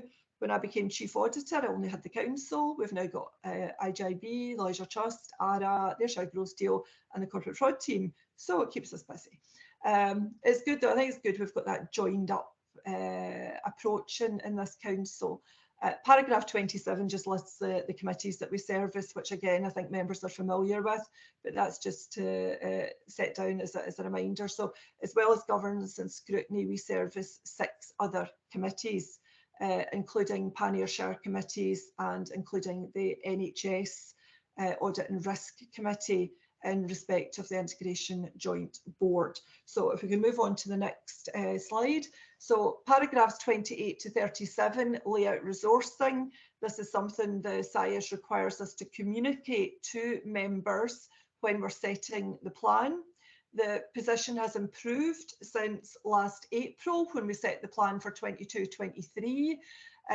We've managed to poach a senior auditor from another council, but it's again that small pool that we're all trying to get people from. Rose joined us in September 22, and as I know is in the chambers today. We're recruiting a graduate intern this month, and we're working with Joni's team on the new programme of SIPFA trainees, trainee accountants who are coming in, who'll spend part of their rotation in internal audit. And then may end up working in our team. So we've had a service review underway for some time. In the meantime, we've been getting on with recruiting. We are looking to identify the main implications of that international review of our standards before we conclude that service review now, because it may have an impact on where we need to go as a team. And that links into recommendation number 4 from the EQA. So you'll see the table at paragraph 35, and that shows the number of days that internal audit's been able to deliver over the last 5 years. So the projected days for 23-24 are 1,010. And that brings us back almost to the average of the last 5 years. So it dipped down a wee bit over the last couple of years, and it's going up again. The only thing I would say was our remit now is bigger than it was 5 years ago. So we're delivering more within the same days as we've had on average over the last 5 years. So that service review is really important to get us at the right level of resourcing. So paragraphs 38 to 40 lay out our team development plans. And Ray mentioned that earlier. We're pretty much sector leading in terms of the skill sets that we've been developing in the team. And that is down to the investment that this council allows in internal audit. So thank you for that. The Chief Exec and the Section 95 officer support the internal audit budget. I'm actually allowed to have a budget. Lots of chief auditors don't have a budget. They have no influence over their budget. Some of them even can't afford to go to the conference we're holding in Dumfries House during the summer. It's madness. Anyway, so we have been allowed to invest in the team, and we have invested in the team, and particularly in terms of new technology and data analytics. We've actually had our data analytics package in the team for over 10 years, even before I was appointed. We use it more now, and it's used more widely across the team, but it is something that's been embedded in East Ayrshire and internal audit for a long time. So that's all to the good. So we're trying to align our forward planning to the SIPFA aspirational publication, Untapped Potential, which I brought to members last year. And the last wee thing that I've got on that slide is conference. So yes, we are having our face-to-face conference of all the chief auditors and the teams. First one face-to-face for 4 years. And we're back at Dumfries House, which is where our last one was. So at the moment, we've got upwards of 120 people attending each day. Eddie's going to be our keynote speaker in day 1. We've got some fabulous speakers, and colleagues in East Ayrshire Council are supporting us in delivering that conference. So it's very much treated as a training event for all internal auditors and the wider corporate fraud teams. So we've got some really exciting themes at the conference. So if we can move on to the next slide. So paragraphs 42 to 56 provide the background to the plan. As the chair mentioned earlier, I always say there's no substitute for doing the boring really well. And if you're not familiar with that phrase, that was the phrase that the external auditors of an English local authority that went to the wall used a few years ago. So it's about governance, it's about risk management, it's about internal control. So all the things that fill our world. Sometimes not the most exciting things, but they are important. Our national networks have been raising concerns around control risks linked to vacancies and shrinking workforces and delays in their councils in recovering from temporary pandemic arrangements. And this is a really strong theme coming through at my chief auditor meetings nationally. It's not something that we've seen to the same extent in East Ayrshire, but we always consider the likelihood and the impact of any of these aspects. But we can see that there's been a much more resilient approach in our council generally to these challenges so far. So the plan has a risk-based mix of assurance and advisory work. We have the rolling assurance programmes, and that includes the core systems, which we talked about earlier in the context of the 22-23 annual report, cyber, purchasing, climate change, performance indicators. We've got more site visits, more unannounced visits in the plan for 23-24. We started getting back out there over the last year or so. We didn't go out much during the pandemic, as you'll understand. So it's good for the team to have visibility. And we are certainly planning to be out and about a lot during 23-24. So if we move on to the next slide. So the plan includes contingencies as usual, and that supports our flexibility and quick responses to unplanned items. The details of the assignments that are laid out in Appendixes 2 and 3 will be agreed with the clients in an audit brief at the start of the engagement. And that's what our standards require us to do. And it's actually, it's a good thing. It works really well.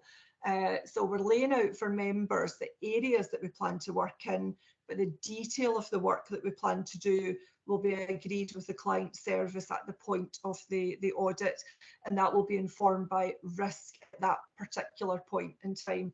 So paragraph 54 refers to the destinations for any items that were deferred last year, any follow-ups that were rescheduled, and any changes to the reserve list. So we always set out that full audit trail for elected members. So if we can move on to the next slide. Okay. So just to finalise our presentation of the plan, paragraphs 55 and 56 lay out the days that we're proposing to be allocated for the IGIB and the Leisure Trust. That's 35 and 50 days respectively. And both of those entities, as you know, will continue to agree their own detailed plans within their own audit committees, which we will continue to support. Appendix 2, you'll notice that the proposed assignments for the plan in 23-24 have been mapped to the strategic plan themes, most around financial sustainability, but a little bit wider than that. And all have been given a priority rating. So most of them are high priority, some are medium. So the medium priority items are likely to be the ones that might be deferred into the next year should other risks emerge during the year. And that approach fulfills the EQA recommendations number 2 and number 3. So Appendix 2 shows us the total projected days, which I mentioned earlier, which are just over 1,010, and we're planning to deliver that through 967 days in-house. So that's myself, Paul, the rest of the team, and 43 outsourced computer audit days, which work well. We squeeze a lot of work out of our external computer audit team. That's a private company that provide that resource, and that's following a competitive tender process. So 43 days in there, and part of their work is to be a critical friend to support work that's carried out primarily by my team. And then we bring the private company in as a critical friend just to provide a bit of support and another pair of eyes around that work. They will also carry out field work as well on other assignments, but that's a it's a sort of mixed model that we've got in there. So I think, Paul, the next slide takes us on to the self-assessment. So very briefly, members, if you bear with me, there's a few slides here. I'm not going to go into these in any detail at all, but if Paul goes to the next slide. So we've got the GNS annual self-assessment on the 12th of May, the links there to the guidance from SIPFA, which I know you all received last Friday, with a link to the survey to be completed prior to 12th of May. And all I'm laying out in these slides is, how do the 3 reports that we've delivered today link to the knowledge that we require to share with committee in terms of your audit committee responsibilities? So what I've laid out in the next 3 slides is on the left-hand side of the left-hand side of the table is the SIPFA requirement for an audit committee, and on the right-hand side is how we've delivered that to you today. So there are 3 slides that provide that mapping for you. And as I mentioned earlier, I'll send you the link to the slides after committee today. And then we've got a few slides at the very end that I added on quite late yesterday, because we happened to be in a meeting with one of the very senior people at SIPFA in London talking about this big international review of internal audit. And she happened to mention at one point about work she does to advise audit committees. And she said she's quite often brought in where, you know, maybe self-assessments have led to a lot of action points for the audit committee. And her advice for an audit committee is always go back to the 10 core principles in the SIAS. And we've laid out the 10 core principles over the next 2 slides, just as a reminder for members. So something to also consider in your preparation for the self-assessment on the 12th of May. So thank you, Chair. That's everything I wanted to say, and happy to take questions on the 23-24 plan.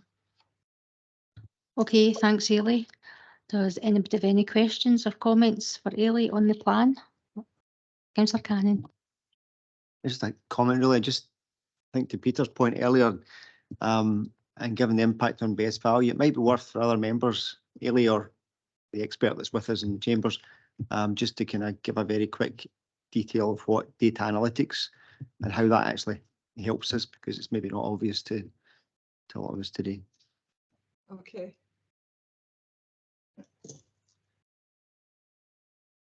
No problem. Again, it's something that's included in the glossary, and we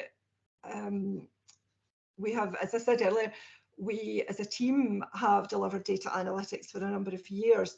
So data analytics really is about the best use of your data. What data do you hold as a council?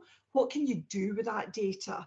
Now, other services might use data analytics to inform decision making. We use it primarily to spot fraud and error. So we'll match, and Paul's our in-house champion for data analytics, and all of the team have received training, but Paul's gone one stage further with it and used it to great effect during COVID. So maybe that's a good example. During COVID, we took the lead on behalf of the 3 Ayrshire councils to check the payment data for all of the grants that were going out into the community, which was in excess of 125 million that went out over a very short period of time. So to provide assurance to each of the councils, we took all the payment data from North Ayrshire, South Ayrshire and East Ayrshire, and we analysed the data for duplicate bank accounts, duplicate names and addresses, to identify if there were any duplicate payments that had been made. Because the controls were so good at the beginning of those processes in the councils, and particularly in East Ayrshire, we found very little, but we did find a number of matches, and particularly in one case, money was clawed back very quickly. So it provides assurance, and that's our focus. It's providing assurance on fraud and error. and we've got a number of data sets that we're going to be matching over the next year. It's taken us a wee while to get our momentum in this area again. We got a wee bit distracted with the pandemic and those COVID grants, but that was important that we did that. So the more sort of standard work that we were putting in place for the council sort of got a wee bit displaced. So we're back on track with that again. So basically we're looking to provide services across the council to match data, to provide assurance, or indeed to investigate matches to make sure that where maybe there have been frauds or errors, we can rectify that situation. Generally, though, these exercises provide assurance, and that would be our hope, that it provides assurance. It's aligned as well with the National Fraud Initiative, which members will be familiar with from reports that we brought up last year, and we'll be bringing updates on that to committee later in the year. So nationally, all the data from the public sector UK-wide is brought together in the National Fraud Initiative, and each of the councils in the UK participates in that exercise along with other public sector bodies. And in that case, for example, they will compare payroll data across different organisations to make sure that people are not inappropriately employed by too many organisations. You could possibly be employed by maybe 2 or 3 in short-term, short contracts, but that's the type of fraud and error that data analytics is really used for within internal audit or scrutiny type functions. So I hope that answers your question. Thanks. Thanks, Councillor Cannon. Thanks, Ailey. Councillor Mabin. Thank you, Chair. Hello, Elliot. Page 77, the report about your productive audit days. What is a productive audit day? Is that one person working 8 hours on a task, or is it your whole team? And I'm also wondering how do you create extra days if you need them?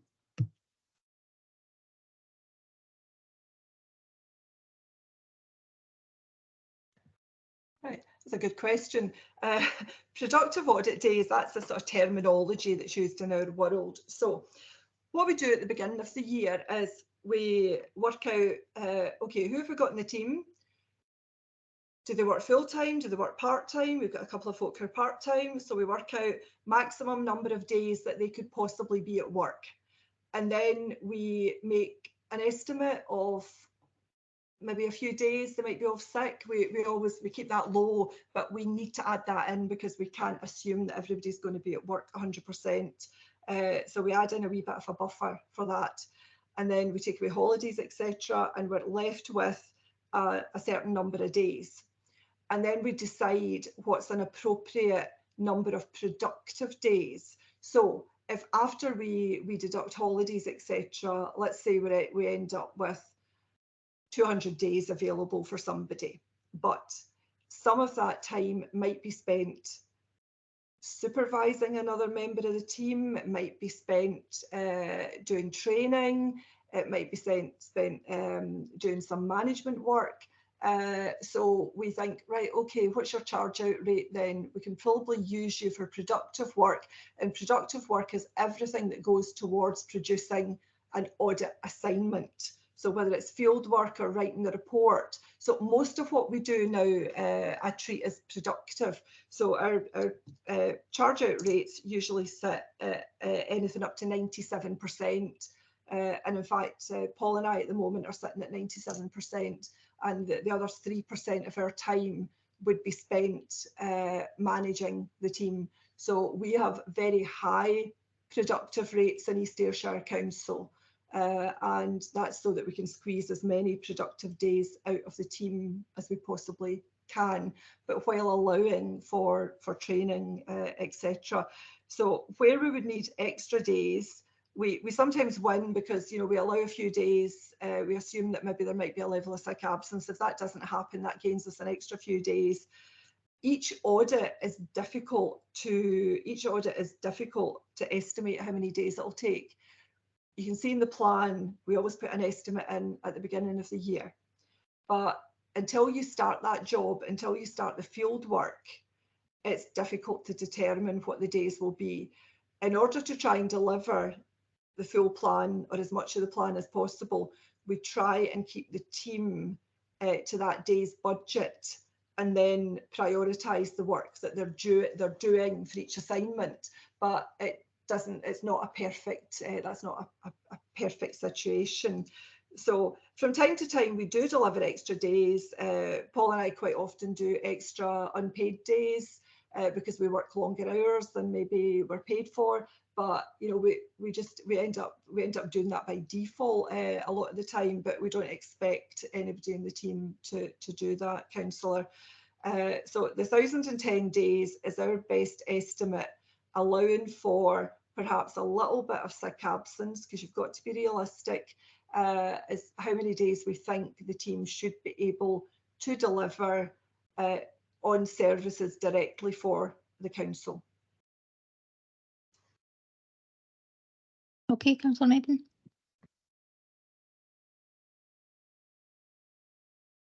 Okay, thank you, Ellie. Good answer. Learning all the time. I've had a look at the self-assessment, the link to the survey that you emailed out last week. I'll be quite honest, it filled me with dread. I didn't understand it.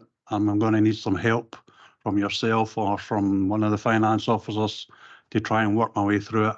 It's so heavy in admin speaking terminology. Thank you. Okay.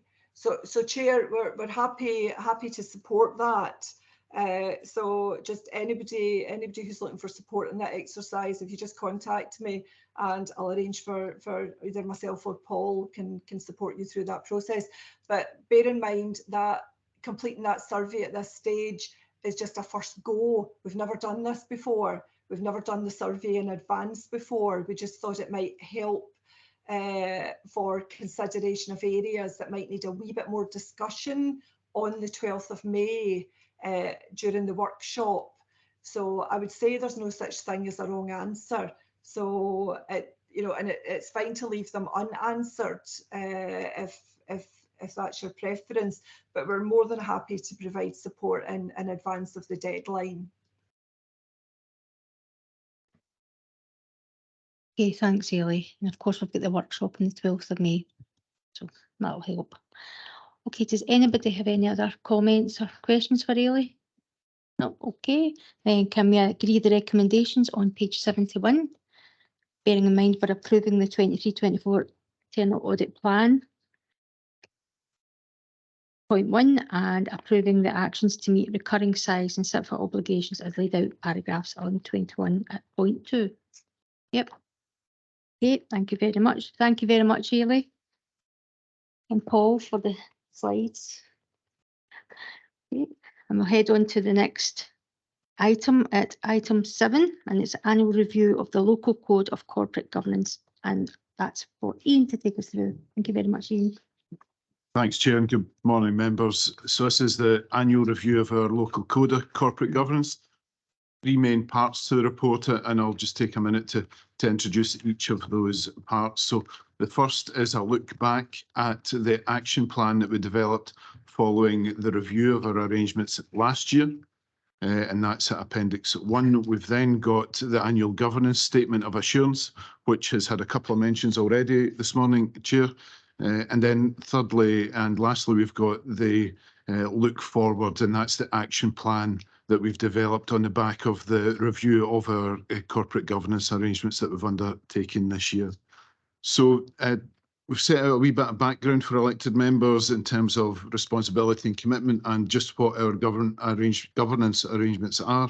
And you'll see that from paragraphs 5 until paragraph 12. As I mentioned, the first of the 3 elements that we bring to members today, though, is really the appendix and the look back at progress against last year's plan, and that's at Appendix 1. So we had 14 improvement actions in that following that review process last year. 13 of them are considered to be complete or are ongoing, but are marked as green using that convention of the RAG status. The one that is marked as amber is in relation to education reform, and it's probably a reflection on just that is influenced by national positions as much local position. So understandable that would be amber at the moment, and that will roll forward into next year's arrangements. The evidence that we use to prepare the annual review, we've tried to highlight some key achievements on that, and that's what you'll find from paragraphs 15 onwards. I wouldn't propose to pick out any of these in any great detail other than the making reference to our new strategic framework. So at paragraph 22, and members will be familiar with this from the council meetings of October last year when council approved that new strategic framework. So that was the detailed action plan that sits behind our strategic plan for the next 5 years. The medium-term financial strategy, again, for the next 5 years. The workforce strategy up to 2027 and the council's new digital strategy. So they're all set out in a wee bit more detail, and clearly they're important developments for the council, not just from last year, but for the next 5 years for us. The rest of that section touches on a number of other areas, and as I said, I wouldn't propose to pick out any in particular, and I would probably just then move on to the annual governance statement. So that appears at Appendix 2. That really is a reflection on all of what we have said before as part of the review of our governance arrangements. It's written in a much more summary basis, and it picks out on all of those key issues that are contained within the report in a bit more detail. Importantly, it includes Ailey's opinion as well, and Ailey's already covered that with you, so you'll be familiar with that really strong opinion that we have from the Chief Internal Auditor. And then lastly, that statement of assurance then features as part of the accounts for 2023. So an important statement that goes into the accounts, so that passes over to Julie's team as well. So, and then the last part, Chair, just to highlight is the action plan that we're proposing. Having done that review again this year, that we have an action plan that is from Appendix 3. And you'll see many of those actions are actually continuations of work that has already been started. So you would expect us to see a continuation of that strategic framework, that 5-year plan around the strategic plan and the elements that I've already touched on. But you'll also see reference in there to things like the National Care Service for Scotland review. And I know that that's a topical issue just now and has been delayed slightly, but it's still a feature for us going forward if that was to be implemented. And you'll also see reference in here to arrangements that we're developing around corporate risk, audit and inspection. And again, that National Education Inspection Body that I mentioned was the amber indicator from last year's improvement action plan. So with those introductory comments, Chair, happy to take any questions. Thanks. Thank you, Ian. Do we have any questions or comments for Ian? Okay. Well, we'll just come through the external quality assessment and the opinion that our internal audit team generally conforms. And then we have the opinion from our chief auditor. And then we have this paper, which helps us to provide assurance to then agree the governance, the local code of corporate governance statement. We see the plan before us, the action plans. We see the green as well, the actions that have been achieved from from last year, and we see that it's achieved and ongoing. Is that for continuous improvement, Ian? Just that we'd never stand still, we just keep moving forward, continuous improvement. Thanks, Chair. Yeah, exactly, and that's why you see some of those high-level actions actually continuing. And if you were to look back over the last 3 or 4 years of the iterations of previous action plans, you would probably see that continuity there as well. And actually, you make a really good point, Chair, about how this all is drawn together. So Ailey's work, Julie's work, as well as the work that we do around corporate governance assurance as well. So yeah, good point. Thanks, Chair. Thank you very much, Ian. Thank you. So anybody online have any points or comments that they want? No. Okay, and I can just find the page with the recommendations, and that's on page 94. Can we agree those recommendations? And it's to approve the content of the council's proposed annual governance statement. Yep. Okay, thank you very much, Ian. We'll move on to item 8. And that's the statutory performance indicators in the local government benchmarking framework and reporting framework for 22-23. Ian, over to yourself again. Thanks. Thanks again, Chair. So again, an annual report for elected members, and this starts on page 123, and recommendations are at paragraph 2 there. Again, we've tried to split this into the various component parts. So we have an update on the performance indicators that were reported to elected members in September of last year. That was an incomplete position that we presented at that time for a number of factors, mostly external to the council, just the nature of the indicators themselves. So we complete that picture for elected members, and that's the first part that I'll touch on in a second.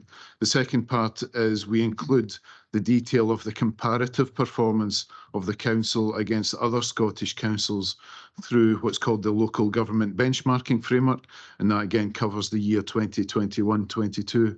And the last element is just seeking authority from the committee for us to progress with a more comprehensive review of our performance reporting arrangements and a look at our local and our national statutory performance indicators to make sure that they're still relevant and fit for purpose. So as I said, the first section I maybe just want to highlight for elected members is paragraph 13. You'll see the performance information for 2021-22. That was reported up to members at the joint meeting of the council and the CPP board in September last year, and that was an incomplete position, as I said. There were 10 indicators from our suite of 55 local SPIs that were incomplete. So for completeness, they're included from paragraph 14, and that covers everything from arts and museums costs right through to planning applications, destination of school leavers, educational attainment, etc. We then move on, Chair, at paragraph 47, and that's where you'll find the local government benchmarking framework indicators for 21-22. So the distinction between the council's 55 statutory performance indicators, they're the ones that the council has agreed in the past that are of most relevance to us, and they're the ones that we will review in the course of the next year.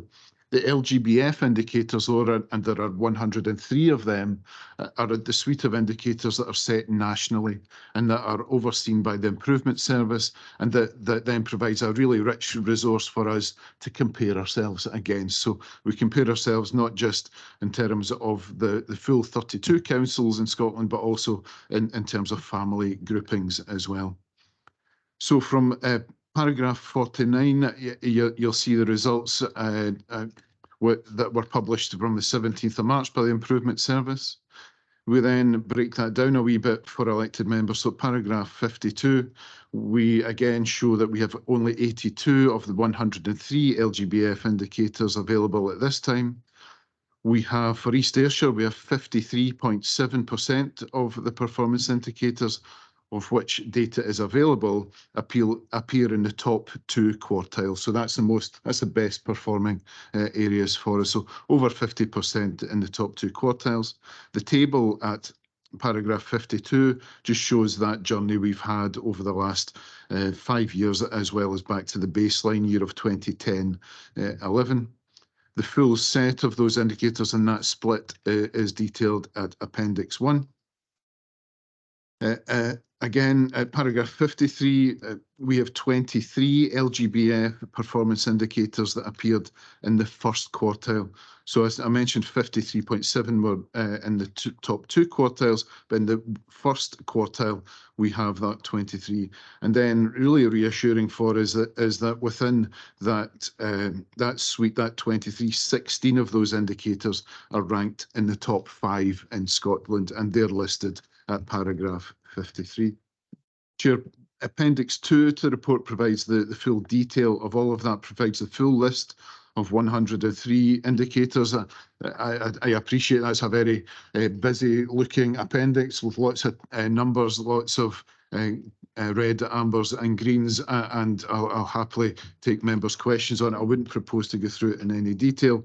I would just want to highlight and to correct a mistake that's in one of the indicators. So indicator number 80, which appears in Appendix 2, and number 80 is the average number of days to complete non-emergency repairs. That's a housing indicator.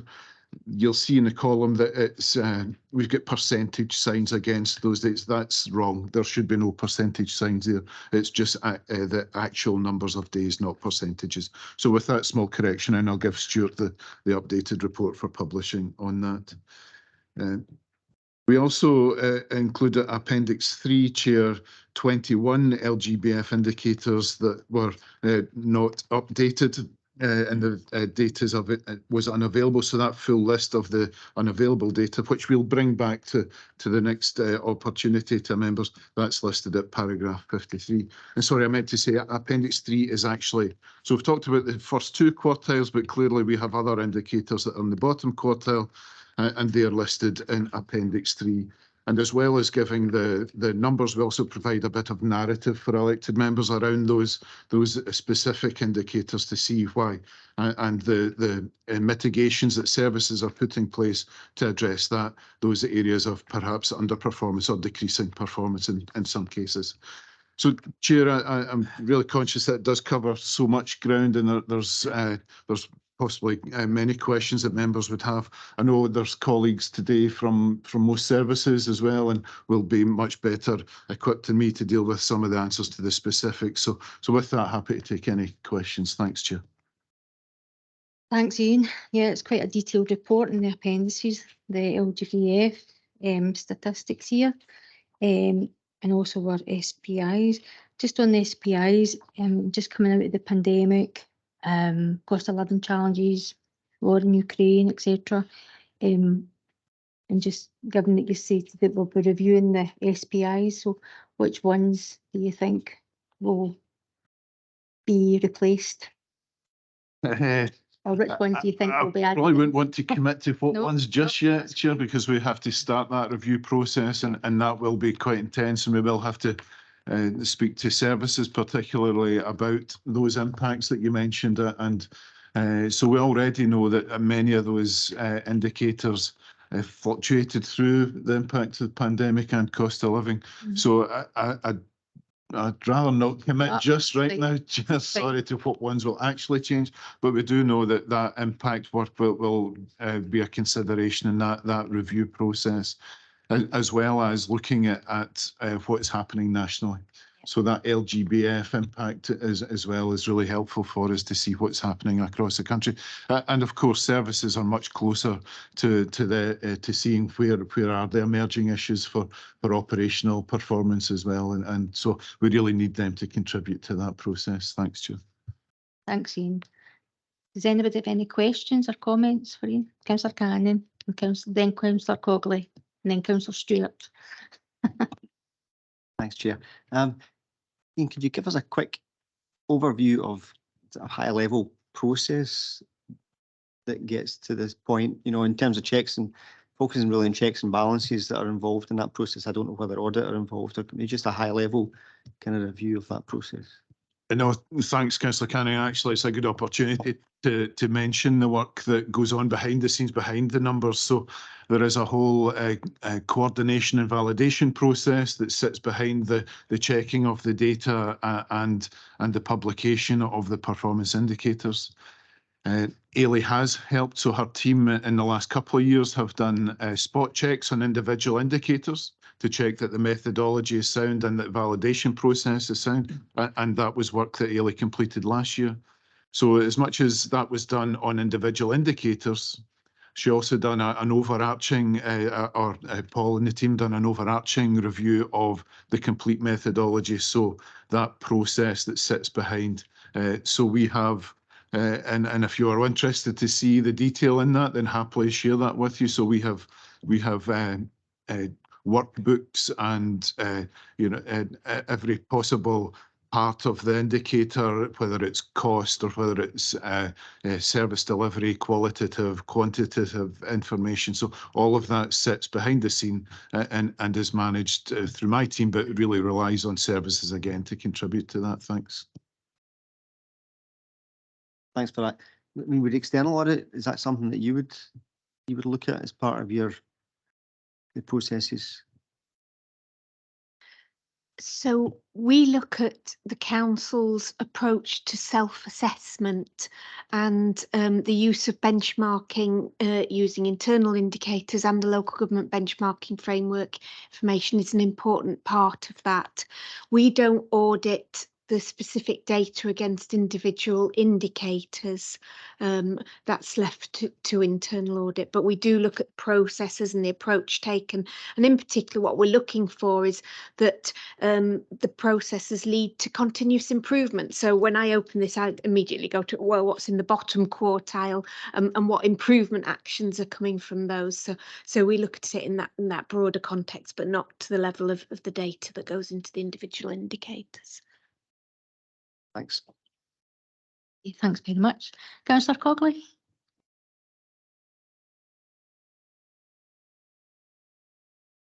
Yes, thank you.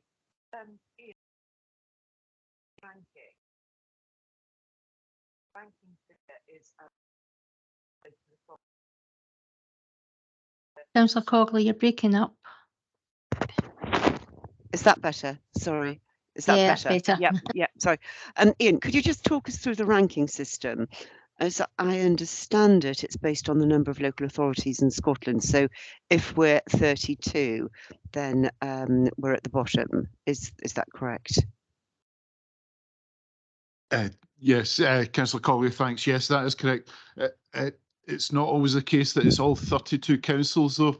There will be occasions, depending on the indicator, and you'll see examples of that in Appendix 2, where not all councils have maybe made a return on a particular indicator, or that information is not available. So there'll be occasion where we're compared against 29 other councils or 30. But yes, if we're the higher the number, the lower the rank. Yeah.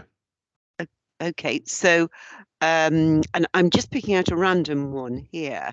So indicator number 85, we are 32, so that's the cost of planning and building standards per planning application. Should we be concerned about that?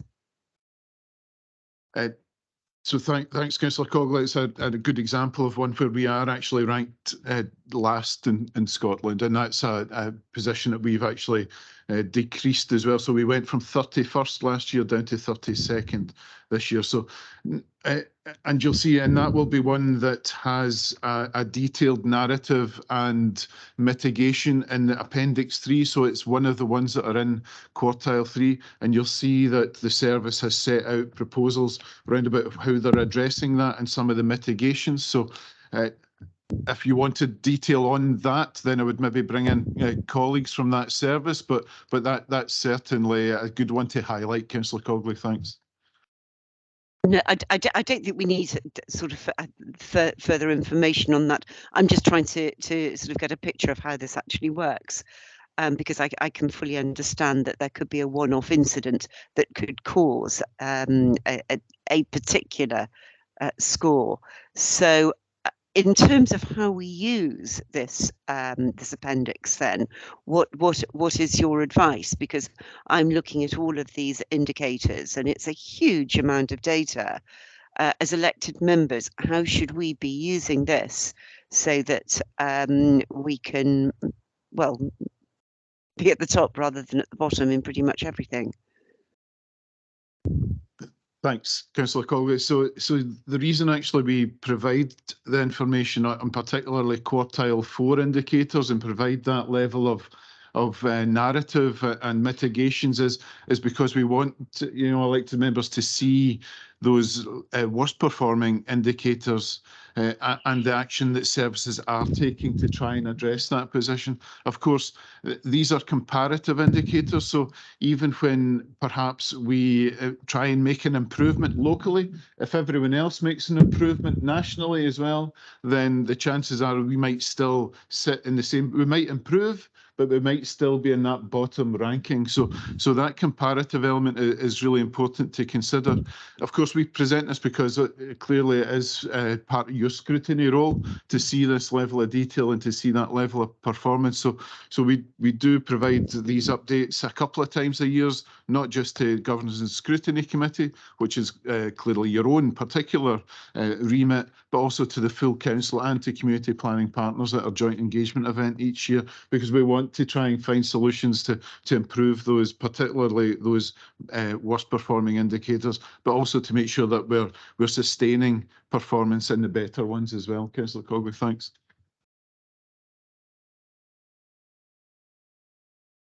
Okay, Councillor Stewart, want to come in? Hi, Ian. Just a wee question on page 128. It's about the tracking of young people. Do we only track them for 3 months now? I was always under the impression that once they left school, we tracked them for 6. Thanks, Councillor Stewart. I'll just find the reference to that. Sorry, what page was that you mentioned? 128. So again, we'll have colleagues on the call today from our education service. I'm sure that might be better to answer that if there is anyone wanting to come in on that one. Thanks.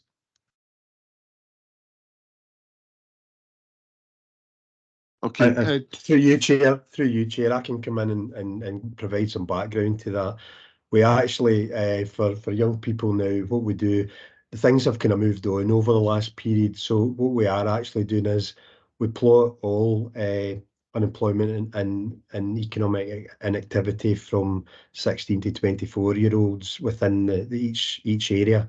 So we do have a handle on that, and over the improvements over the last 18 months or so have meant that what we're doing is we're identifying and then speaking to individuals to identify where some of the young people have kind of some may have went into full-time employment but not updated our records. Some may have went into some other programme or to college. So it's about what we've been able to do now through bringing a whole range of different systems together is to actually get a better handle in the tracking. So we'll have a more accurate set of data that we can take that forward. For 25 and up, we don't hold that data. The data is held by the Department of Work and Pensions, so we are working with them and working through the GDPR regulations to ensure that we can actually have that level of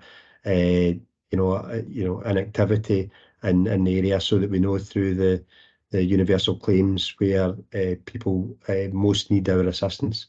So hopefully that helps. Provides an overview, Councillor Stewart. Yeah, I just always under the impression that we track them for 6 months, because 3 months isn't really a long time, because a young person can go to college and then decide hairdressing's not for them, and that could last 3 months and then they fall off the face of the earth, and then where are they after that? So I'm just wondering whether what we've got in place to track them after that system.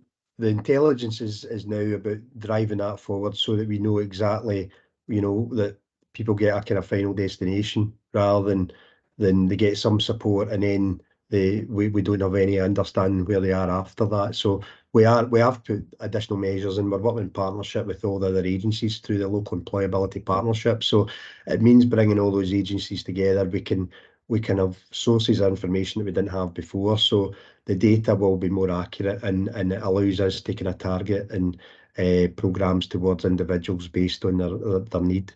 And there will always be some that fit into the category that we've spoke to them and they're unemployed, and we can't move them forward. But we are obviously tackling that and seeing what programmes and support we can put in place for it.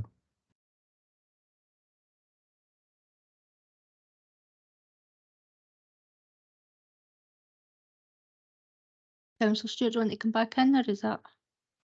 No, that's okay.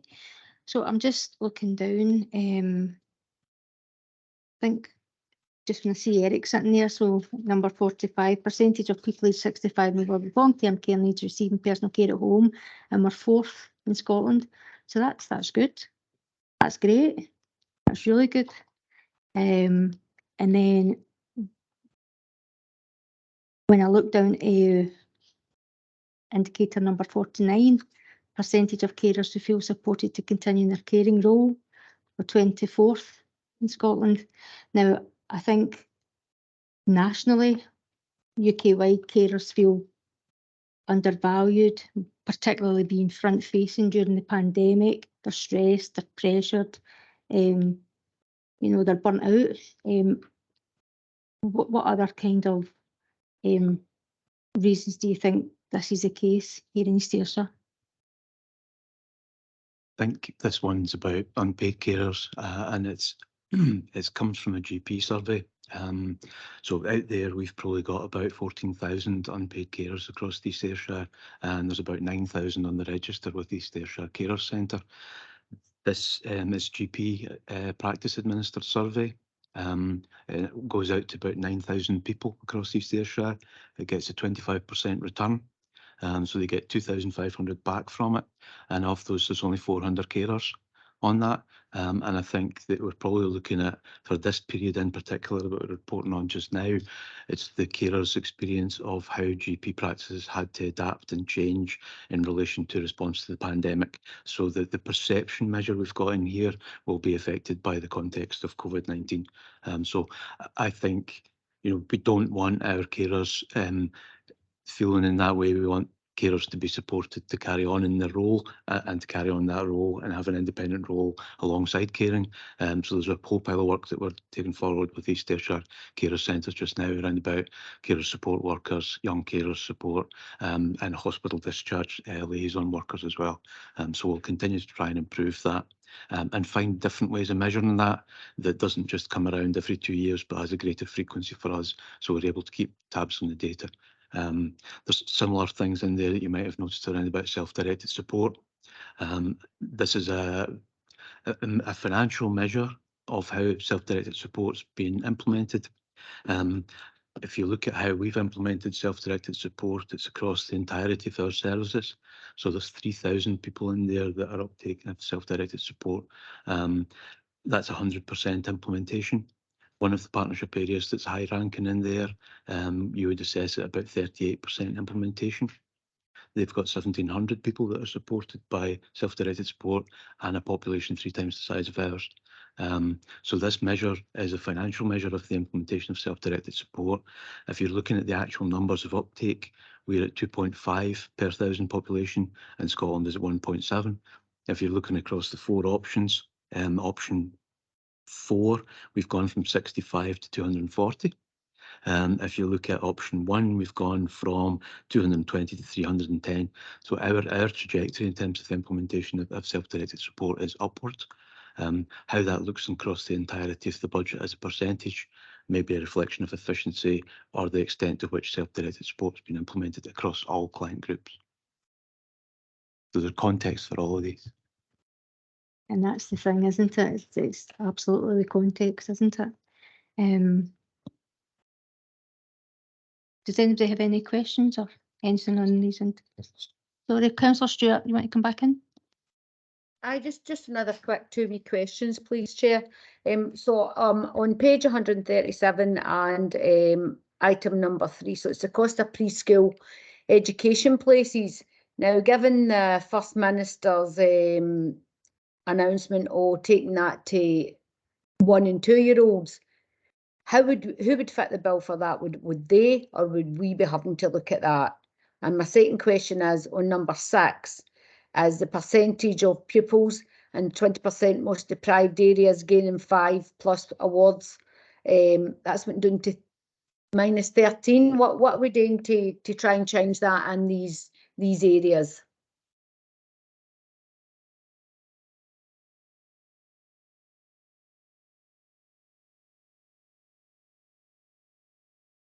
Nobody from education on call. I don't think so, Okay. Chair, particularly around about number 6 that Councillor Stewart's raised. I think we would want to get direct from education on that. So apologies, but would maybe be better to drop you a note on that one, and we can share it with the committee as well, Councillor Stewart. I'm meeting Linda next week. I'll speak to her about it then. Aye, okay. No, that's good. Thanks. Yeah, I think, and I just see, when I look down at 24 as well, maybe this can be sent to education in number 24, percentage of funded early years provision, which is graded good or better.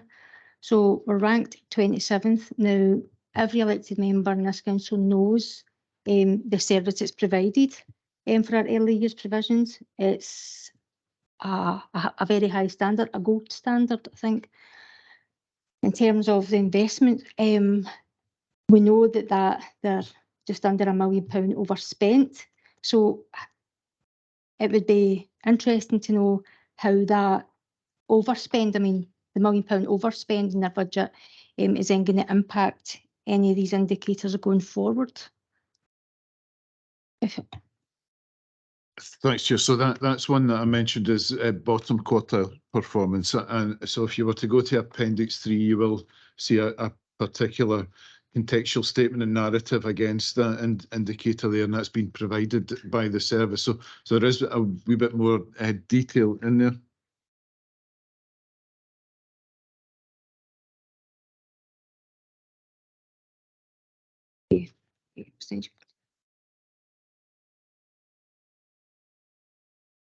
% lower than the Scottish average. Yeah. So there's room for improvement. There's always room for improvement, and I think that's been demonstrated, you know, with the statistics that were presented with. Chair, and you'll see on that one specifically as well that so education have an improvement action around that they're taking forward through their service improvement plan, which was approved recently by Cabinet as well. Yeah, that's good. Good. I mean, when I'm just looking through it, I mean, our leisure services, so cost per attendance at sport facilities were second in Scotland. That's got to be celebrated. That's absolutely fantastic achievement as well. And we're number 1 for cost of parks and open spaces because we don't charge for our parks and open spaces. So that's great. And indicator number 65, street cleanliness score. So we're ranked at 25. However, given, we're just the budget and our budget proposals where there's huge investment going into waste services, uplifts, etc., in a bid to, clean up our towns and villages. Hopefully that will improve that score going forward. Yeah, thanks, Chair. And if you wanted a wee bit more information on that indicator, particularly, I know Malcolm, Ray and Nick Kelly are on the call. So if you wanted to bring them in, it's up to yourself. They have sat patiently, so maybe worth bringing them in. Okay, over to yourself, Nick or Kelly. Nick or Malcolm, sorry. The street cleanliness index, I thought the years that we're looking at, I think we've got to realise that we're just coming out of a COVID period where a lot of stuff probably was reduced. So it'll take a bit of time for us to get back into that. But as you say, the Civic Pride Squad hopefully will try and the actions working with our colleagues.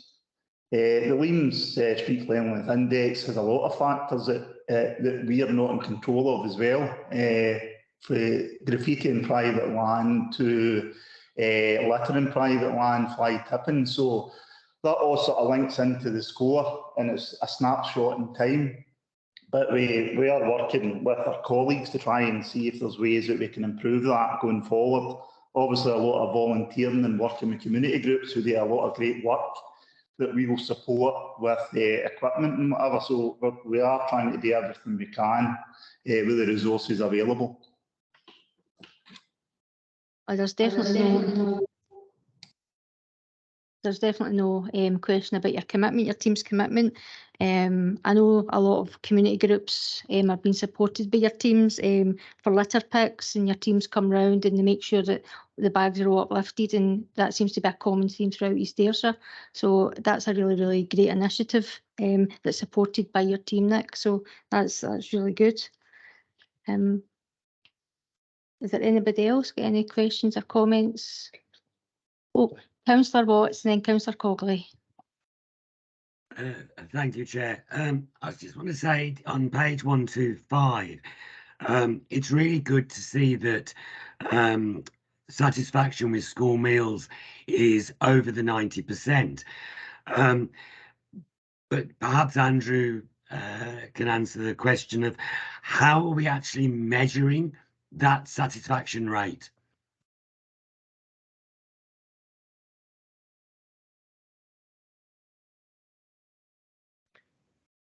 Through you, Chair. So the measure effectively is just it's a survey that goes out to all the pupils, and basically the response rate is obviously where I would say there's probably still the challenge. I mean, we still have a fairly kind of small number of responses, and again, I suppose when you look at it from a wider point of view, and that's why we use a number of measures within the service, although through this process there's only a couple of them that are reflected in this report. So what that's just doing is really just reflecting on the ones that actually come. We do have other reports and other surveys. Some of them are external surveys as well that provide information in terms of just that wider group of children, so that we've got a sense in terms of why they're not coming, as well as obviously appreciating the positive feedback from the ones that do come. Certainly the fluctuations, again, sort of we kind of do it regularly, but we kind of target and market it at certain points of the year as well, just to try and kind of maximise that uptake. But we, as I say, we also obviously look at a range of other indicators, and for me, probably one of the key indicators of satisfaction is uptake as well. So the more that come, we're assuming the more they're happy with it.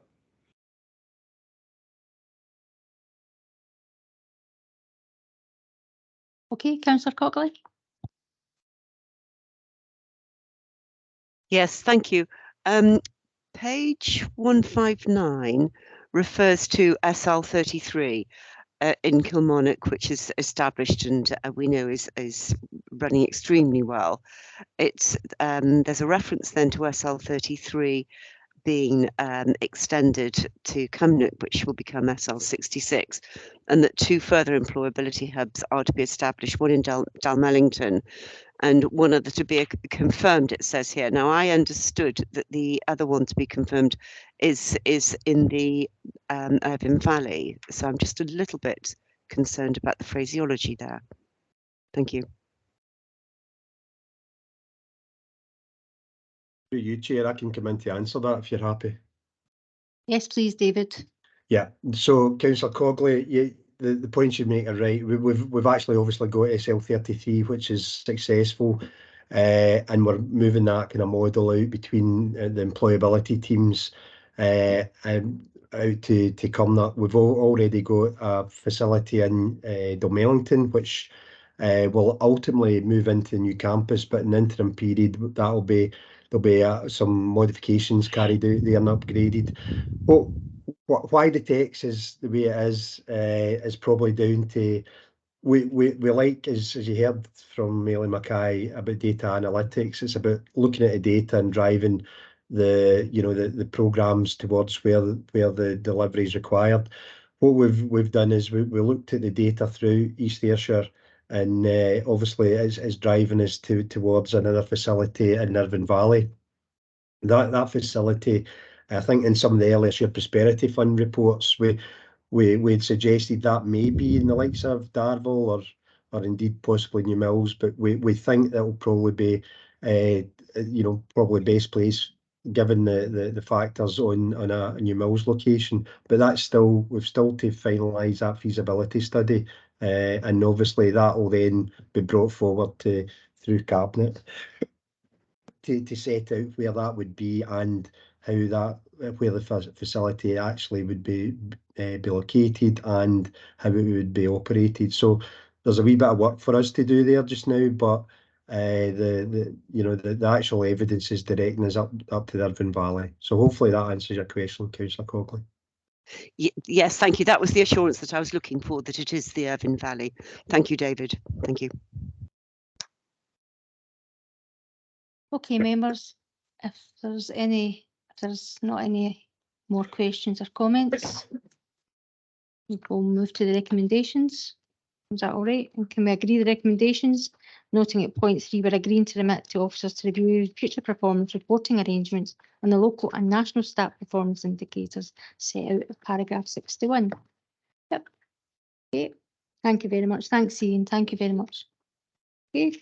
Okay, members, moving on to item 9, and that's review of Council's Code of Conduct decisions. And that's over to you, Craig. Thank you. Thank you, Chair. Members, as each of you are aware, you are required to comply with the Councillor's Code of Conduct. And whilst we would always encourage you to continue to update yourselves on decisions that are issued by the Standards Commission in terms of particular complaints and also the outcomes or the interpretations to the code by the Standards Commission, this report normally forms part of an annual report that will come before yourselves in governance and scrutiny to provide an overview, really for information purposes, on the complaints that have been made against elected members to the Commissioner for Ethical Standards in Public Life and also the Standards Commission for Scotland, and ties in normally with the Ethical Standards Commissioner's annual report that is normally laid before the Scottish Parliament on a yearly basis. As members will see, this report is set out at pages 161 to 181 of the papers, and at paragraphs 3 to 6 of the report on pages 161 and 162, we see really the background to the ethical standards framework in Scotland. At paragraph 7, I note that obviously this report is based upon the Ethical Standards Commissioner's report for financial year 2021-22 that was laid before the Scottish Parliament on the 31st of October last year. So it is 6 months now old since it was laid before the Parliament. At paragraph, in terms of that report, you will see at paragraph 8 a table that sets out the number of complaints that have been made primarily against councillors, but also board members of other public bodies.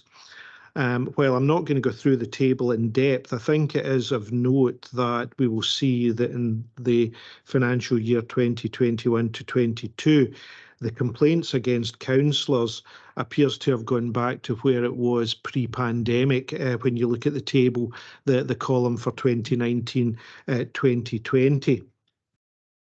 In paragraph 9, you'll see the categories by which complaints are made against councillors, and also within that members of the public bodies.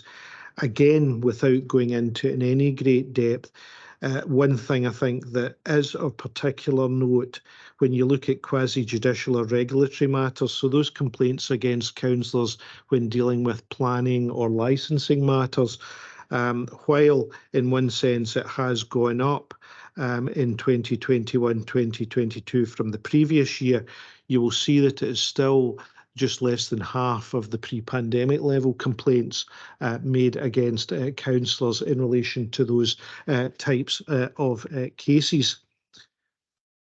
Thereafter, members, you'll be aware that in certain circumstances, the Ethical Standards Commission may issue an interim report to the Standards Commission. That's normally for those more serious types of cases where it's being suggested that perhaps a councillor should be suspended pending a full report into the complaint. But you'll see in that case, mentioned at paragraph 13, no interim reports were issued during that year. In terms of paragraph 14, you'll see at the bottom of it, there's a table which is set out actually on page 164 of the papers, which sets out the number, a list of complaints which have been referred to the Standards Commission. The first two of those, which are in respect of a councillor, Councillor Market Renfrewshire Council, they appeared in the report that went to Governance and Scrutiny last year, but they're included here given the date of the reconvened hearing that was heard by the Standards Commission on the 3rd of May 2021, and obviously it's fully set out in Appendix 1. The other cases that are referenced in that table are set out in in Appendices 2 and 3 to the report, and obviously members will have had an opportunity to look at them.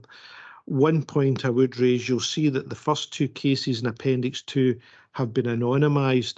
That would appear to be on the basis that no further action was taken, and certainly on a review of the decisions on the Standard Commission's website, the name of the individual councillor has been redacted, hence the reason they're just shown as an anonymised councillor here. Having set out that, and obviously the individual reports of those decisions are fully set out in the appendices, I don't intend to go through them.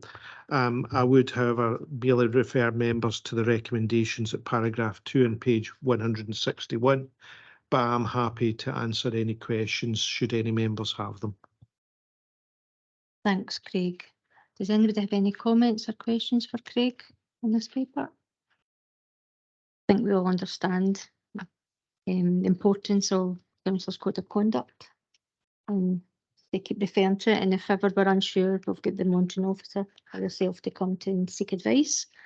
So, okay, so if there's no questions or comments, can we agree the recommendations? Page 161. Thank you. Thanks, Craig. And we'll now move on to item 10, the awarding of contracts, period from 18th of November 22 to 6th of April 23. So is that yourself, Julie, that's taking that, or is it Craig? Yeah, happy to introduce that. Thanks very much, Chair.